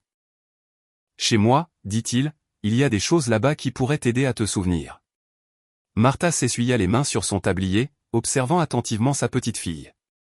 Ces dernières semaines, depuis que Miles lui avait montré la photo, Josie posait davantage de questions sur son passé, de petits fragments de rêves et de sensations qu'elle ne parvenait pas tout à fait à expliquer. Martha savait que cette étape était nécessaire, aussi difficile qu'elle puisse être pour elle. « La chambre d'Anne est toujours là, » expliqua Miles à Martha, bien que ces mots fussent aussi pour Josie, exactement comme elle l'a laissé. Josie regarda d'un adulte à l'autre, essayant de saisir la signification du moment. « C'est un voyage ?» demanda-t-elle, simplifiant la situation comme seuls les enfants savent le faire. Miles sourit. « Oui, un voyage très spécial. Je peux prendre M. Moustache ?» demanda Josie, faisant référence au lapin en peluche que Miles lui avait offert la semaine précédente. « Bien sûr. Et mamie Martha peut venir aussi si elle veut. » Martha hésita un instant avant d'acquiescer. « Oui, je viendrai avec vous. » 1 heure plus tard, la voiture de Miles franchit les imposantes grilles de la propriété où il vivait. Josie pressa son visage contre la vitre, les yeux écarquillés alors que le manoir se dressait devant eux. « Vous vivez dans un château ?» s'exclama-t-elle, renforçant une moustache. Miles sourit, observant sa réaction dans le rétroviseur. « Ce n'est pas exactement un château, juste une maison trop grande pour une seule personne. » Martha, assise sur le siège passager, resta silencieuse, mais ses yeux prenaient note de chaque détail. Miles sentait son malaise. Le contraste frappant entre leur réalité était accablant. Tandis que Martha avait lutté pendant des années pour fournir le strict nécessaire à Josie, voici la preuve que la jeune fille avait pu vivre dans l'abondance. « C'est magnifique », commenta Martha enfin, sa voix contrôlée. Miles se gara devant l'entrée principale. « Merci d'être venu, dit-il, se tournant vers Martha. « Je sais que ce n'est pas facile. » La femme âgée hocha la tête, comprenant les non-dits. Si Josie était vraiment Anne, ce moment représentait à la fois une guérison potentielle et le début d'une transition compliquée dans leur vie. Josie était déjà sortie de la voiture, sautillant avec impatience à l'entrée tandis que les adultes suivaient plus lentement. « Il y a une piscine ?» demanda-t-elle, passant d'un pied à l'autre. « Et un chien ? J'ai toujours voulu un chien. » « Il y a une piscine à l'arrière » répondit Miles, déverrouillant la porte d'entrée. « Mais je n'ai pas de chien. » « Peut-être qu'on pourra y penser plus tard. » Ils entrèrent dans le hall luxueux avec son sol en marbre et son grand lustre en cristal. Josie fit un tour sur elle-même au milieu, observant chaque détail avec un émerveillement enfantin. « C'est comme dans les films » déclara-t-elle. Martha sembla se rétrécir légèrement, diminuée par la grandeur autour d'elle. Miles remarqua son malaise et lui toucha doucement le bras. « Ce n'est qu'une maison » dit-il doucement. « Des meubles et des murs. Vous avez donné à Josie quelque chose de bien plus précieux que tout cela. » Martha leva le menton, un geste que Miles reconnaissait comme sa façon de rassembler ses forces. Elle mérite de connaître toutes les facettes de la vie, y compris celle-ci. Miles hocha la tête, respectant la dignité de la femme. Puis il se tourna vers Josie qui explorait déjà le salon adjacent. « Josie » l'appela-t-il doucement. « Il y a un endroit spécial que j'aimerais te montrer. » La jeune fille revint rapidement à ses côtés, la curiosité brillante sur son visage. Miles tendit sa main qu'elle prit avec empressement. « C'est à l'étage » expliqua-t-il, désignant le grand escalier. « Martha, voulez-vous vous joindre à nous » La femme âgée accepta, les suivant à l'étage. À l'étage supérieur, Miles les conduisit dans un couloir devant plusieurs portes closes jusqu'à la dernière. Là, il fit une pause, sa main tremblant légèrement sur la poignée. Ici, dit-il, sa voix un peu tendue, c'était la chambre d'Anne. Josie regarda la porte fermée avec une solennité soudaine, comme si elle sentait l'importance de ce moment. Martha se tenait un pas derrière, silencieuse mais de soutien. Miles prit une profonde inspiration et ouvrit la porte. La pièce était exactement comme elle était restée pendant 2 ans, un sanctuaire figé dans le temps, des murs roses doux, des meubles blancs délicats, un lit à baldaquin avec des draperies au centre flanqué de tables de chevet surmontées de lampes ballerines. Des étagères tapissaient un mur entier rempli de livres et de jouets. Un bureau près de la fenêtre contenait toujours une pile de livres d'école et des crayons de couleur rangés dans un porte-porcelaine. C'est sa chambre, se corrigea Miles, l'émotion évidente dans sa voix. Josie fit un pas hésitant à l'intérieur, serrant toujours Monsieur Moustache. Ses yeux parcoururent chaque recoin, assimilant tout. C'est tout rose, murmura-t-elle. Anne aimait le rose, expliqua Miles, depuis toute petite. Martha resta à l'entrée, regardant Josie se déplacer lentement dans la pièce comme en transe. Josie s'approcha du lit, touchant doucement la couette, puis elle se dirigea vers l'étagère à jouets, ses doigts glissant sur les livres. Elle s'arrêta devant une rangée d'ours en peluche soigneusement disposés sur une étagère basse. Miles et Martha regardèrent en silence, craignant que le moindre mot ne brise ce qui ressemblait à un moment profond de connexion. Josie leva lentement sa main vers un ours en particulier, un ours brun avec un nœud bleu délavé autour du cou. Ses petits doigts touchèrent le nœud, puis dans un mouvement étonnamment naturel, elle prit l'ours et le serra dans ses bras. « Je connais cet ours », murmura-t-elle, plus à elle-même qu'aux adultes. Miles fit un pas en avant, le cœur battant. « Tu le connais ?» Josie chafouina dans la fourrure douce de l'ours. « Il s'appelle Capitaine. » Miles tituba légèrement, ayant besoin de se stabiliser sur le bureau. « Oui, » murmura-t-il. « Capitaine Brown. » Anne l'appelait toujours comme ça. Josie serra plus fort l'ours, fermant les yeux. Une seule larme roula sur sa joue. « Je ne sais pas pourquoi, » dit-elle, la voix nouée par des émotions qu'elle ne comprenait pas entièrement, mais je me sens chez moi ici. Martha couvrit sa bouche de sa main, essayant de retenir sa propre émotion. Miles s'agenouilla, gardant une distance respectueuse pour ne pas effrayer Josie. « C'est normal, » la rassura-t-il. « Tout ce que tu ressens est important. » Josie ouvrit les yeux, serrant toujours l'ours. « Ma tête me fait mal quand j'essaie de me souvenir. C'est comme s'il y avait une porte verrouillée. » « Ne force pas, » conseilla Martha, se joignant enfin à eux. « Les souvenirs sont comme des oiseaux peureux. Ils reviennent quand ils se sentent en sécurité. » Josie hocha la tête, trouvant du réconfort dans la sagesse simple de sa grand-mère. Toujours en tenant l'ours, elle continua de regarder autour de la pièce. Elle s'arrêta au bureau, ses yeux attirés par un cahier couvert d'autocollants en forme d'étoile. « Je peux regarder ?» demanda-t-elle, jetant un coup d'œil à Miles. « Bien sûr, » dit-il. Tout ici était. Tout ici est à Anne. Josie ouvrit le cahier, révélant des pages d'écriture enfantine, des journaux intimes d'une fille de 11 ans, des pensées et des sentiments enregistrés avec des stylos colorés.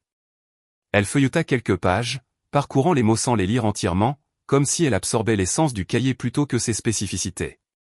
Soudain, elle s'arrêta sur une page. Ses doigts touchèrent une petite photo collée là, Miles et Anne dans un parc d'attractions, tous deux souriants, chacun tenant une barbe à papa. « Je me souviens, » dit Josie, sa voix à peine audible. La grande roue. J'avais peur quand elle s'est arrêtée en haut. Miles sentit son monde basculer. Oui, réussit-il, s'étranglant presque. Anne avait peur. Elle m'a tenu la main si fort que ça a laissé des marques. Josie continua de fixer la photo, ses yeux dérivant quelque part entre le présent et les fragments du passé qui commençaient à émerger. Il y avait de la musique, continua-t-elle comme en transe, et des lumières colorées qui tournaient. Martha s'approcha, posant une main douce sur l'épaule de Josie. La femme âgée avait des larmes aux yeux, mais affichait une expression d'acceptation douloureuse, mais nécessaire. Josie se tourna soudain vers Martha, une nouvelle anxiété éclairant ses yeux. « Mamie » demanda-t-elle, sa voix tremblante. « Si je suis sa fille, si je suis Anne, devrais-je te quitter ?» La question resta lourdement en suspens, chargée de peur et d'incertitude. Martha regarda Miles, le questionnant silencieusement des yeux. Miles s'agenouilla à nouveau pour être à la hauteur de Josie. Jamais, dit-il fermement. Cette maison est pour vous deux. Toujours. Mais si je suis votre fille, insista Josie confuse. Alors nous apprendrons à être un autre genre de famille, expliqua Miles doucement, une famille plus grande parce que mamie Martha sera toujours ta mamie. Rien ne changera cela. Martha ne put retenir ses larmes maintenant. Pour la première fois depuis que Miles l'avait rencontrée, la femme forte qui avait affronté tant de difficultés se permit d'être complètement vulnérable. Merci, murmura-t-elle à Miles. Il secoua la tête. Ne me remerciez pas. Vous êtes la raison pour laquelle Anne-Josie est en vie. Vous l'avez aimée quand je ne pouvais pas. Cela fait de vous une partie de notre famille pour toujours. Josie jeta un coup d'œil de l'un à l'autre, essayant de traiter la complexité du moment avec la compréhension d'un enfant. Puis, avec la simplicité que seuls les enfants possèdent, elle offrit la solution parfaite. On peut tous vivre ici. Il y a beaucoup d'espace, et Monsieur Moustache aimerait le jardin. Miles gloussa doucement tandis que Martha essuyait ses larmes. C'est quelque chose dont nous pouvons parler, répondit-il, échangeant un regard avec Martha. Ce qui compte, c'est que nous restions ensemble de la manière qui vous convient le mieux. Josie hocha la tête, satisfaite de cette réponse. Elle reporta son attention sur la pièce, serrant toujours Capitaine Brown. Je peux voir le reste de la maison, demanda-t-elle, sa curiosité enfantine étant revenue. Bien sûr, répondit Miles, soulagé de passer à un sujet plus léger. Explorons ensemble. Alors qu'il quittait la pièce, Josie marchant entre Miles et Martha, chacun tenant une de ses mains, quelque chose de fondamental avait changé. Les fragments de mémoire qui refaisaient surface étaient comme de petites lumières illuminant un chemin qui avait été obscur si longtemps. Peu importait que Josie retrouve tous les souvenirs d'Anne ou qu'elle construise une nouvelle identité à partir de morceaux du passé et de ses expériences avec Martha. Ce qui importait, c'est qu'après tant de temps séparés par le destin, l'univers avait trouvé un moyen de réunir ces trois cœurs brisés en une nouvelle configuration familiale, une famille choisie par l'amour, pas seulement par le sang. Et c'était peut-être le type de famille le plus pur que l'on puisse avoir. Dans le calme de son bureau à domicile, Miles étudiait des documents étalés sur un bureau en acajou. 3 mois s'étaient écoulés depuis le jour où Josie avait ramassé Capitaine Brown dans la chambre rose. Pendant ce temps, des souvenirs éparpillés continuaient de refaire surface, de petits éclairs du passé que la jeune fille partageait avec une facilité croissante. Martha et Josie occupaient maintenant toute une aile du manoir, avec des pièces qu'elles décoraient ensemble. La transition avait été progressive, respectant leur rythme. Miles insistait pour qu'elles gardent également la modeste maison qu'il leur avait initialement donnée afin qu'elles aient leur propre espace quand elles le voulaient. Le téléphone sonna, le tirant de ses pensées. C'était Gregory Wells, son avocat de longue date. « Greg », répondit Miles. « Des nouvelles ? » ?»« Oui, et c'est important. »« Je peux passer dans 1 heure ?» Miles fronça les sourcils, percevant l'urgence dans la voix habituellement posée de Gregory. « Bien sûr, je vous attends. » Après avoir accroché, Miles regarda par la fenêtre du bureau. Dans le jardin, Josie jouait avec le nouveau chiot Golden Retriever qu'ils avaient adopté la semaine précédente. Martha était assise sur un banc à proximité, tricotant tout en regardant sa petite fille. La scène de normalité domestique le remplissait encore d'émerveillement. Il craignait parfois que ce ne soit qu'un rêve dont il pourrait se réveiller. Exactement 1 heure plus tard, l'interphone annonça l'arrivée de Gregory. Miles le rencontra dans le hall d'entrée. Un homme d'une 60aine d'années aux cheveux gris méticuleusement peignés, portant un costume impeccable. Miles salua l'avocat d'une poignée de main ferme. « Merci de me recevoir à si court préavis. »« Allons au bureau », suggéra Miles, le conduisant dans le couloir. « Voulez-vous du café ?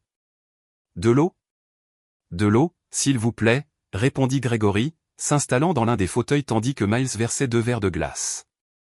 Une fois assis, Gregory ouvrit sa mallette et en sortit quelques documents. « J'ai les informations que vous avez demandées, » commença-t-il, une expression sérieuse sur le visage, concernant votre enlèvement et l'enquête. Miles se pencha en avant. La police travaillait sur l'affaire depuis des mois, mais les progrès avaient été lents jusqu'à présent. Apparemment, le détective Harris m'a contacté hier, continua Gregory. Ils ont eu une percée dans l'affaire. L'un des hommes impliqués dans votre enlèvement a été arrêté pour un autre crime et a conclu un accord de plaidoyer. Il a avoué. Oui. Et non seulement ça, il a nommé celui qui avait planifié. Gregory fit une pause, évaluant la réaction de Miles. L'enlèvement a été orchestré par Raymond Becquet. Miles sentit un frisson lui parcourir l'échine. Raymond, son associé depuis 15 ans, l'homme qu'il avait soutenu alors que l'entreprise passait d'une petite start-up à une multinationale de plusieurs millions de dollars. L'homme qui avait assisté aux funérailles symboliques d'Anne, lui posant un bras autour des épaules et promettant de l'aider à traverser cette épreuve.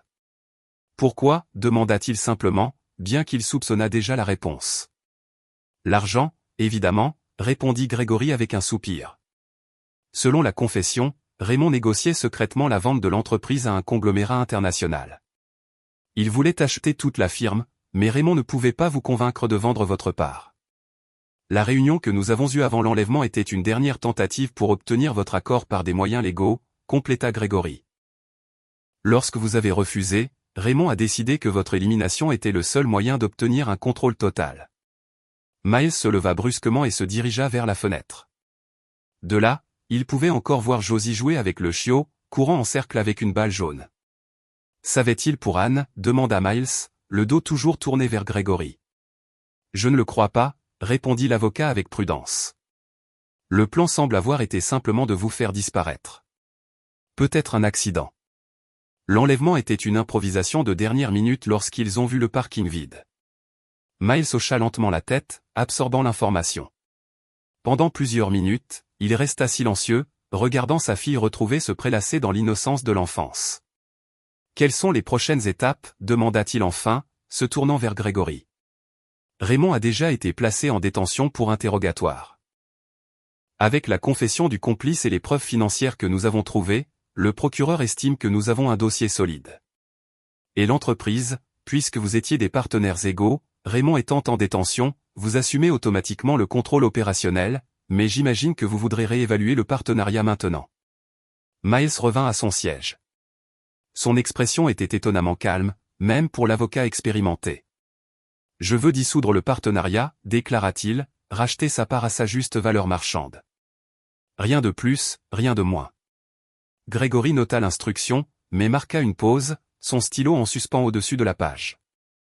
Miles, dans ces circonstances, vous seriez parfaitement en droit de le forcer à vendre à des conditions bien pires. Je ne suis pas intéressé par la vengeance, Greg, répondit doucement Miles. Il a essayé de tout me prendre, mais j'ai retrouvé ma fille. C'est tout ce qui compte. L'avocat étudia son client un instant, un respect sincère sur le visage. Je comprends, dit Gregory enfin, terminant ses notes. Je vais préparer les documents nécessaires. Il y a une autre chose. Il fouilla dans sa mallette et en sortit une enveloppe officielle. Le juge a approuvé votre requête. Compte tenu de l'identification positive par test ADN et des circonstances extraordinaires de l'affaire, Anne Donovan a été légalement déclarée en vie. Miles prit l'enveloppe, sentant son poids émotionnel bien plus que son poids physique. Et le statut de garde, demanda-t-il, la voix tendue. Comme nous l'avons demandé, le tribunal a reconnu une garde partagée entre vous et Martha. Ce n'est pas un arrangement conventionnel, mais le juge a privilégié le bien-être émotionnel de l'enfant. Miles expira un souffle qu'il n'avait pas réalisé retenir. Martha le mérite. En fait, elle mérite beaucoup plus. Le juge a acquiescé. Sa contribution au bien-être d'Anne, ou Josie, a été fondamentale pour la décision. Après le départ de Gregory, qui promit d'autres mises à jour le lendemain, Miles resta dans son bureau, contemplant les documents sur son bureau. Son esprit n'était pas sur les termes légaux ou financiers, mais sur l'ironie du destin.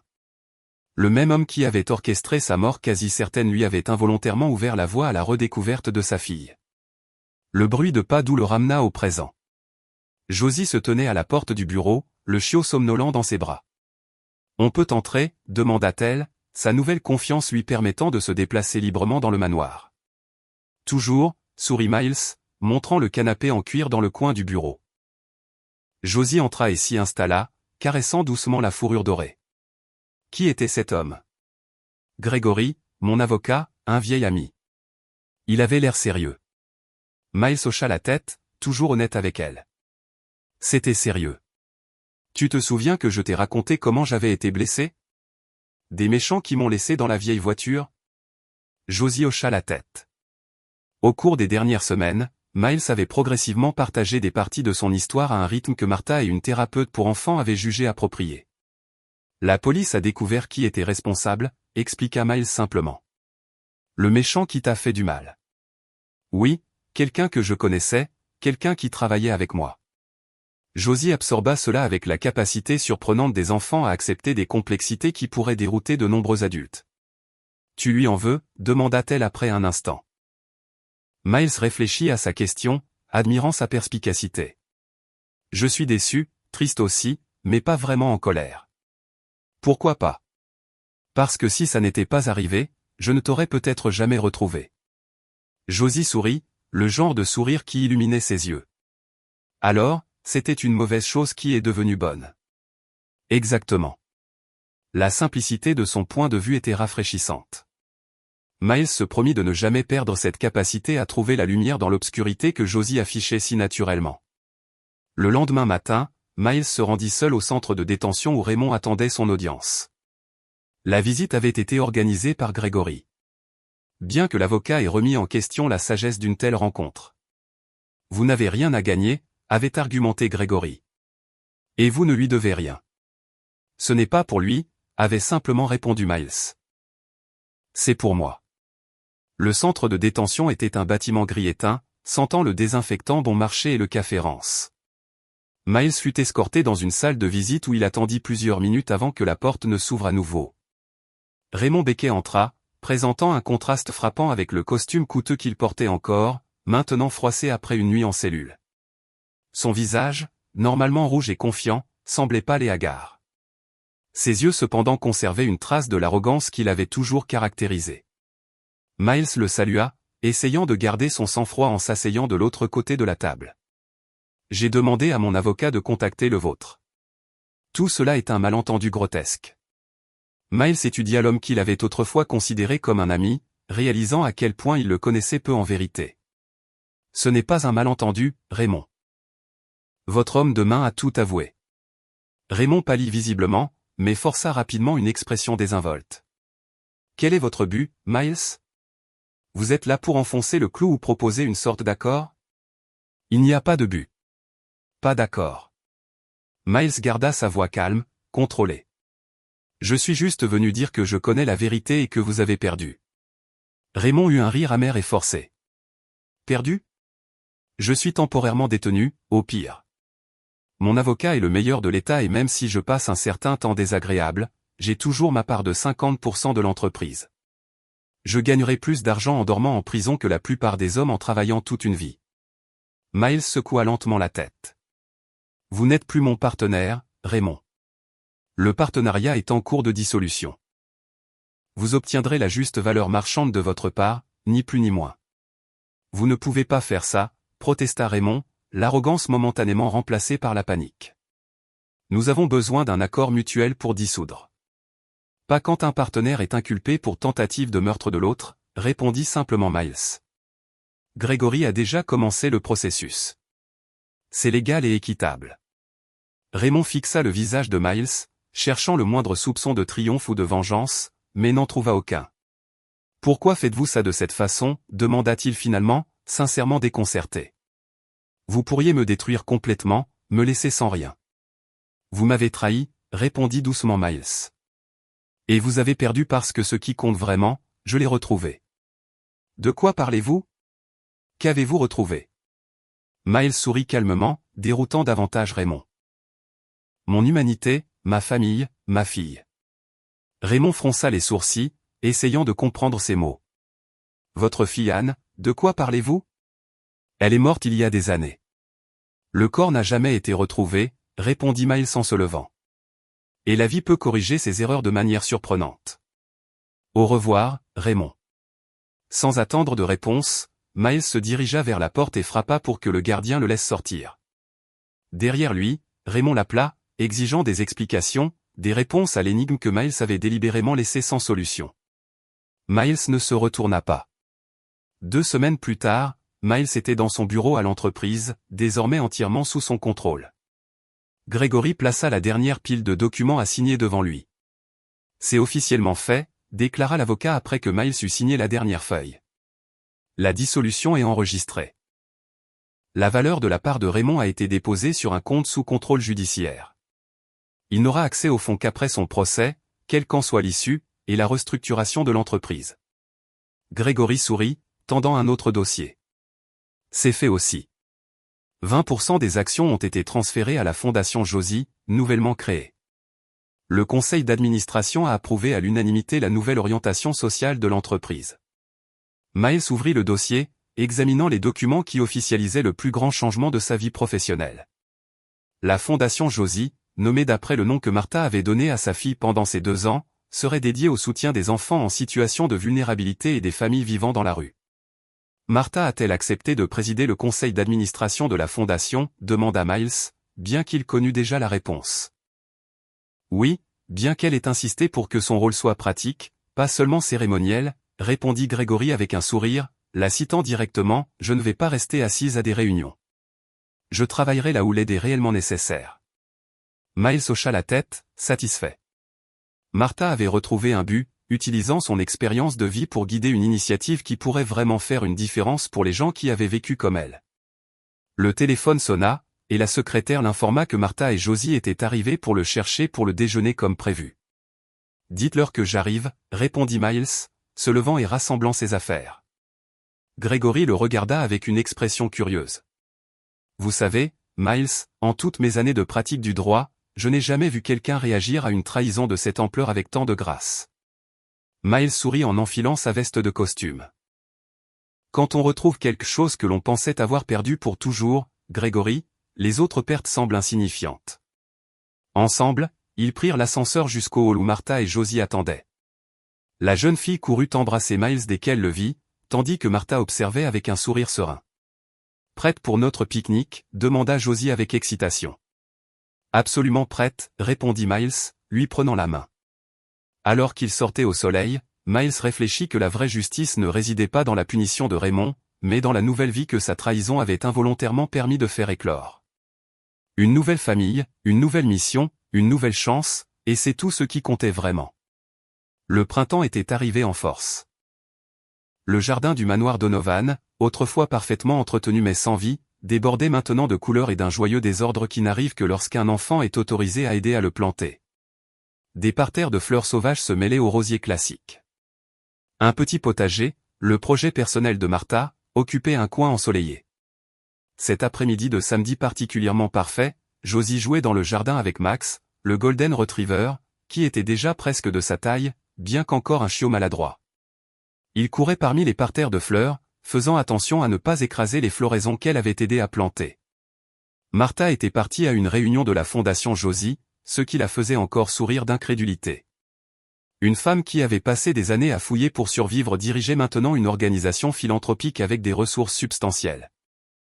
La vie avait d'étranges façons de changer de cap. Miles était dans la maison, en train de travailler dans son bureau, mais après 2 heures de révision de rapports financiers, il sentit une envie qu'il ne pouvait pas réprimer. Il se dirigea vers la salle de musique, un endroit où il était rarement entré avant que Josie ne revienne dans sa vie.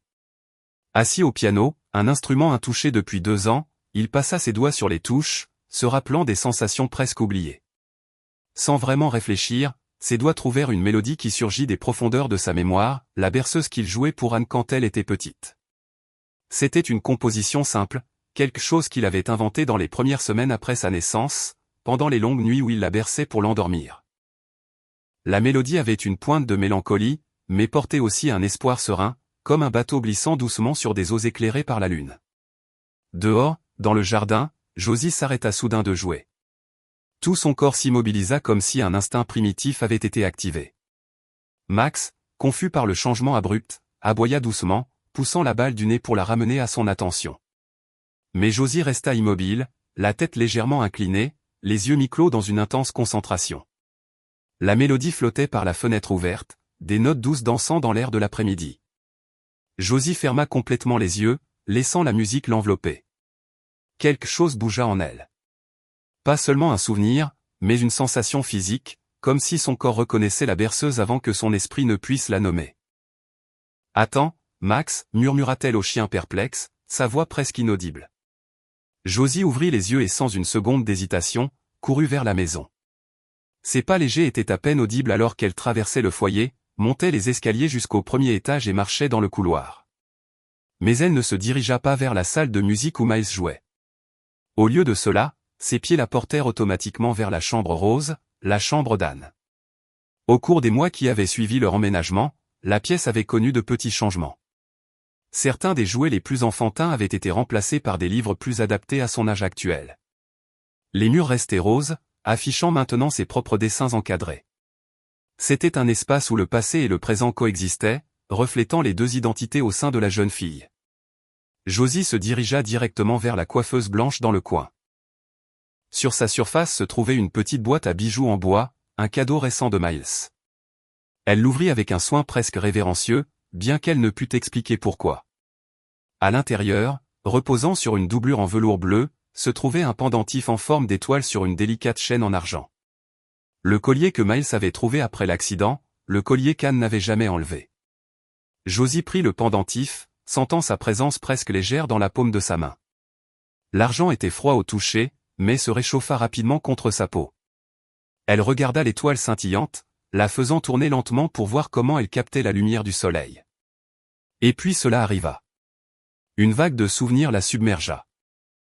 Non pas des fragments épars cette fois, mais une poussée continue et puissante comme un barrage qui éclate enfin, des images, des sons, des sentiments, tous parfaitement vifs et connectés en un récit cohérent, remplissant les vides de son âme. La première fois qu'elle avait eu le collier, assise sur les genoux de Miles pour son 7e anniversaire. Pour y garder tous tes vœux, lui avait-il dit, attachant le délicat fermoir derrière son cou. Les soirées dans la salle de musique, recroquevillée sur le canapé de velours vert, regardant les doigts de son père courir sur les touches du piano, la même mélodie la berçant jusqu'à l'endormissement. Un trajet en voiture par une nuit pluvieuse. Rentrant à la maison après un récital scolaire, les essuie-glaces claquant rapidement. La voix de Miles au téléphone. Nous sommes presque arrivés. Des lumières vives dans l'obscurité. Un camion dérapant. Miles tirant brusquement sur le volant. Un fracas assourdissant de métal contre métal. Le monde basculant. La ceinture de sécurité serrée contre sa poitrine. L'eau s'engouffrant par les fenêtres. L'obscurité froide. La panique. La voix de Miles faible, lointaine. Anne. Anne. Ses petites mains luttant contre la ceinture de sécurité, la montée des eaux, une peur écrasante, puis l'obscurité totale. Josie, non, Anne, chancela sous l'impact de ses souvenirs, s'accrochant à la coiffeuse pour se soutenir. Des larmes coulaient sur son visage inaperçu, son corps tremblant, non pas de peur, mais de la force pure des révélations qui la submergeaient.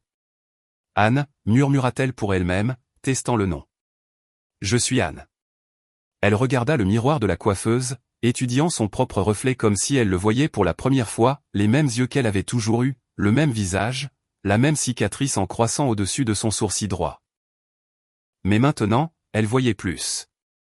Elle voyait toutes les couches de son identité, l'ensemble du puzzle enfin complet. Serrant le pendentif étoile dans sa main droite, elle se précipita hors de la pièce. Ses pas résonnèrent dans le couloir alors qu'elle se dirigeait vers la salle de musique, attirée par une urgence venant de chaque cellule de son corps. Miles, assis au piano, jouait toujours la berceuse, perdu dans ses propres souvenirs. Il s'arrêta au milieu d'une phrase lorsqu'il entendit des pas précipités derrière lui. « Josie, ça va ?» demanda-t-il, se tournant sur le banc du piano, l'inquiétude lisible sur son visage. Elle se tenait dans l'embrasure de la porte, le souffle court, des larmes brillant dans ses yeux. Sa petite main serrait le pendentif étoile si fort que ses jointures étaient blanches. Pendant un instant, ils se fixèrent, un silence plein de possibilités s'étirant entre eux. « Papa » dit-elle enfin, sa voix tremblante. « Je me souviens. » Miles se figea. Pendant des mois, il s'était habitué à ces souvenirs fragmentés qui revenaient progressivement, de petits éclairs qu'elle mentionnait nonchalamment au dîner ou en jouant dans le jardin. Tout le monde, Miles, Martha, les médecins, avaient convenu qu'elle pourrait ne jamais retrouver tous ces souvenirs et que ce serait acceptable. « Tu te souviens de quoi, ma chérie ?» demanda-t-il doucement, craignant d'imposer ses propres espoirs à ce qui pourrait n'être qu'un autre fragment. La jeune fille traversa la pièce et s'arrêta devant lui, ses yeux fixés sur les siens avec une intensité qu'il n'avait pas vue depuis avant l'accident. « De tout ?» répondit-elle, sa voix claire et changée. Je suis Anne. Je me souviens de tout. Miles sentit le monde s'arrêter un instant. L'air se bloqua dans ses poumons. Ses mains encore sur les touches du piano tremblaient légèrement. La musique, continua TL, les mots dévalant. Tu la jouais toujours avant que je ne m'endorme. Chaque nuit. Et quand je faisais des cauchemars, tu venais au piano, même au milieu de la nuit, et tu jouais jusqu'à ce que je me rendorme. Miles hocha simplement la tête en silence, aucun mot ne se formant dans sa gorge. Et le collier, Anne continua, ouvrant sa main pour révéler l'étoile d'argent. Tu me l'as donné pour mon 7e anniversaire. Tu as dit que c'était pour mes vœux, et je ne l'ai jamais enlevé, sauf quand j'allais nager parce que j'avais peur qu'il ne rouille. Les larmes coulaient maintenant sur les joues de Miles, mais il ne fit aucun geste pour les essuyer. Et cette nuit-là, la nuit de l'accident, sa voix trembla, mais elle continua. Nous rentrions de mon récital scolaire. Il pleuvait si fort. Tu étais au téléphone avec quelqu'un, disant que nous étions presque à la maison. Mais ensuite elle cligna des yeux, revivant le souvenir qui avait été enfermé tout ce temps. Puis quelque chose s'est passé. Des lumières vives, un camion, la voiture a dérapé. Je me souviens du grand fracas, et puis de l'eau. Tant d'eau. Miles glissa du banc du piano pour s'agenouiller devant elle, toujours incapable de parler, mais ne rompant jamais son regard. La ceinture de sécurité s'est bloquée, continua Anne, sa voix maintenant à peine un murmure. J'ai essayé de l'ouvrir, mais je n'y arrivais pas. L'eau s'engouffrait. Il y a eu beaucoup de bruit, puis le silence. Je me souviens juste flotter dans l'obscurité. Puis rien, jusqu'à ce que je me réveille sur la rive de la rivière, ne sachant ni où j'étais, ni même qui j'étais. Miles la serra dans ses bras, la tenant comme s'il craignait qu'elle ne s'échappe à nouveau. Ses épaules tremblaient de sanglots silencieux, des années de douleur, de chagrin et finalement de soulagement se déversant en même temps. Et Mamie Martha m'a trouvé, dit doucement Anne, sa voix étouffée contre son épaule. Elle m'a sauvé quand je n'avais rien, pas même mon nom. Elle a pris soin de moi comme si j'étais la sienne. Miles recula juste assez pour voir le visage de sa fille, le visage dont il avait rêvé pendant 2 années interminables. Anne, réussit-il enfin, ce seul mot portant chaque émotion qu'un cœur humain pouvait contenir. Anne lui sourit à travers ses larmes, le même sourire dont il se souvenait depuis le premier jour où il l'avait tenue dans ses bras. Je suis à la maison, papa, dit-elle simplement. Je suis enfin à la maison. Martha rentra en début de soirée pour trouver le manoir inhabituellement calme. Inquiète, elle appela Josie et Miles, mais n'obtint pas de réponse immédiate. Ce fut Max le chiot qui accourut pour la saluer, aboyant avec enthousiasme avant de retourner au salon, voulant manifestement qu'elle le suive. Là, elle trouva Miles et Josie, non, Anne, comme elle avait commencé à penser à elle, assis ensemble sur le canapé dans un doux silence, la tête de la jeune fille reposant sur l'épaule de son père. Le collier étoile pendait maintenant autour de son cou. Martha, dit Miles la remarquant. Sa voix sonnait différemment, un mélange d'épuisement émotionnel et de profonde satisfaction. Quelque chose d'incroyable s'est passé. La femme âgée s'approcha, remarquant leurs yeux rougis, signe de larmes récentes. Mamie, appela la jeune fille, lui tendant une main. Quelque chose dans son ton fit Martha hésiter. Il y avait une nouvelle qualité, une plénitude. Anne, demanda doucement Martha, utilisant le nom qu'elle prononçait rarement. La jeune fille hocha la tête, souriant à travers des yeux encore humides. Je me suis souvenu, mamie, de tout. Martha posa une main sur son cœur, s'effondrant sur la chaise la plus proche. De tout? L'accident, la rivière et comment tu m'as trouvé. Anne se leva et traversa la pièce jusqu'à Martha, prenant les mains usées de la vieille femme dans les siennes. Tu m'as sauvé quand je n'avais rien, pas même mon nom. Tu m'as tout donné. Martha regarda Miles, la question muette dans ses yeux. Il hocha la tête, confirmant la transformation incroyable. C'était la musique, expliqua-t-il. Je jouais sa berceuse au piano et ça s'est connecté en quelque sorte au collier, et tout est revenu, termina Anne, comme un film qui passe dans ma tête tout d'un coup. Martha sourit à travers de nouvelles larmes. Alors, tu es vraiment elle, complètement? Je suis Anne Donovan, confirma la jeune fille, sa voix inébranlable. Puis se penchant pour embrasser la joue de Martha, elle ajouta, mais je suis aussi un peu Josie, toujours. Martha la serra dans une étreinte serrée, se permettant enfin de pleurer, non de tristesse ou de perte, mais de soulagement et de clôture. Pendant 2 ans, elle avait craint ce moment, craignant que si les souvenirs d'Anne revenaient, elle ne perde la petite fille qu'elle aimait.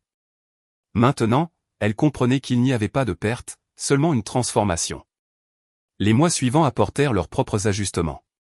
Naturellement, le manoir Donovan, qui avait été si longtemps silencieux et sombre, fut complètement transformé. L'odeur de pâtisserie emplissait souvent la cuisine où Martha enseignait à Anne de simples recettes. Des rires résonnaient dans les couloirs. Des fleurs fraîches du jardin décoraient les tables. La musique du piano de Miles redevint un élément essentiel de la maison, souvent accompagnée maintenant de la jeune voix d'Anne qui chantait. Un bel après-midi d'automne, presque un an après le retour des souvenirs d'Anne, Miles trouva Anne et Martha dans le jardin, cueillant les dernières roses de la saison. Il s'arrêta un instant, capturant la scène dans son esprit, sa fille, autrefois perdue et retrouvée, et la femme remarquable qui était devenue une partie essentielle de leur vie. Anne le repéra et courut l'embrasser, une habitude qu'elle avait reprise avec enthousiasme. Maintenant âgée de 12 ans, elle commençait à montrer des signes de l'adolescente qu'elle serait bientôt. Mais elle conservait toujours la spontanéité affectueuse que Josie et Anne avaient toujours partagée. « Regarde, papa » s'exclama-t-elle, lui montrant une composition florale qu'elle avait faite. « Mamie m'a appris à accorder les couleurs. »« C'est magnifique » loua Miles, échangeant un sourire entendu avec Martha qui s'approcha plus lentement, portant un panier de fleurs sur son bras. Ils s'assirent ensemble sur un banc de jardin, profitant du doux soleil d'automne. Anne jouait avec Max à quelques mètres de là, son énergie débordante contrastant avec le contentement paisible des adultes. « C'est presque surréaliste, n'est-ce pas » dit Martha, regardant sa petite fille courir sur la pelouse. « Comment tout s'est mis en place malgré toutes les chances ?» Miles hocha la tête. « Tu m'as trouvé quand je ne savais même pas qui j'étais » leur avait dit Anne une fois dans ses premiers jours après le retour de sa mémoire. La phrase était restée gravée en lui et en Martha, résumant parfaitement l'extraordinaire voyage qu'ils avaient partagé. « Et tu m'as guéri quand je pensais qu'il était trop tard » répondit Miles, se rappelant ses propres mots à cette occasion. « Vous deux. » Martha sourit, ses yeux suivant la silhouette vive d'Anne dans le jardin. Le soleil couchant jetait une lueur dorée sur les cheveux bruns de la jeune fille, illuminant la cicatrice en croissant de l'une au-dessus de son sourcil, la marque même qui avait aidé à réunir une famille brisée par le destin. En ce moment d'harmonie.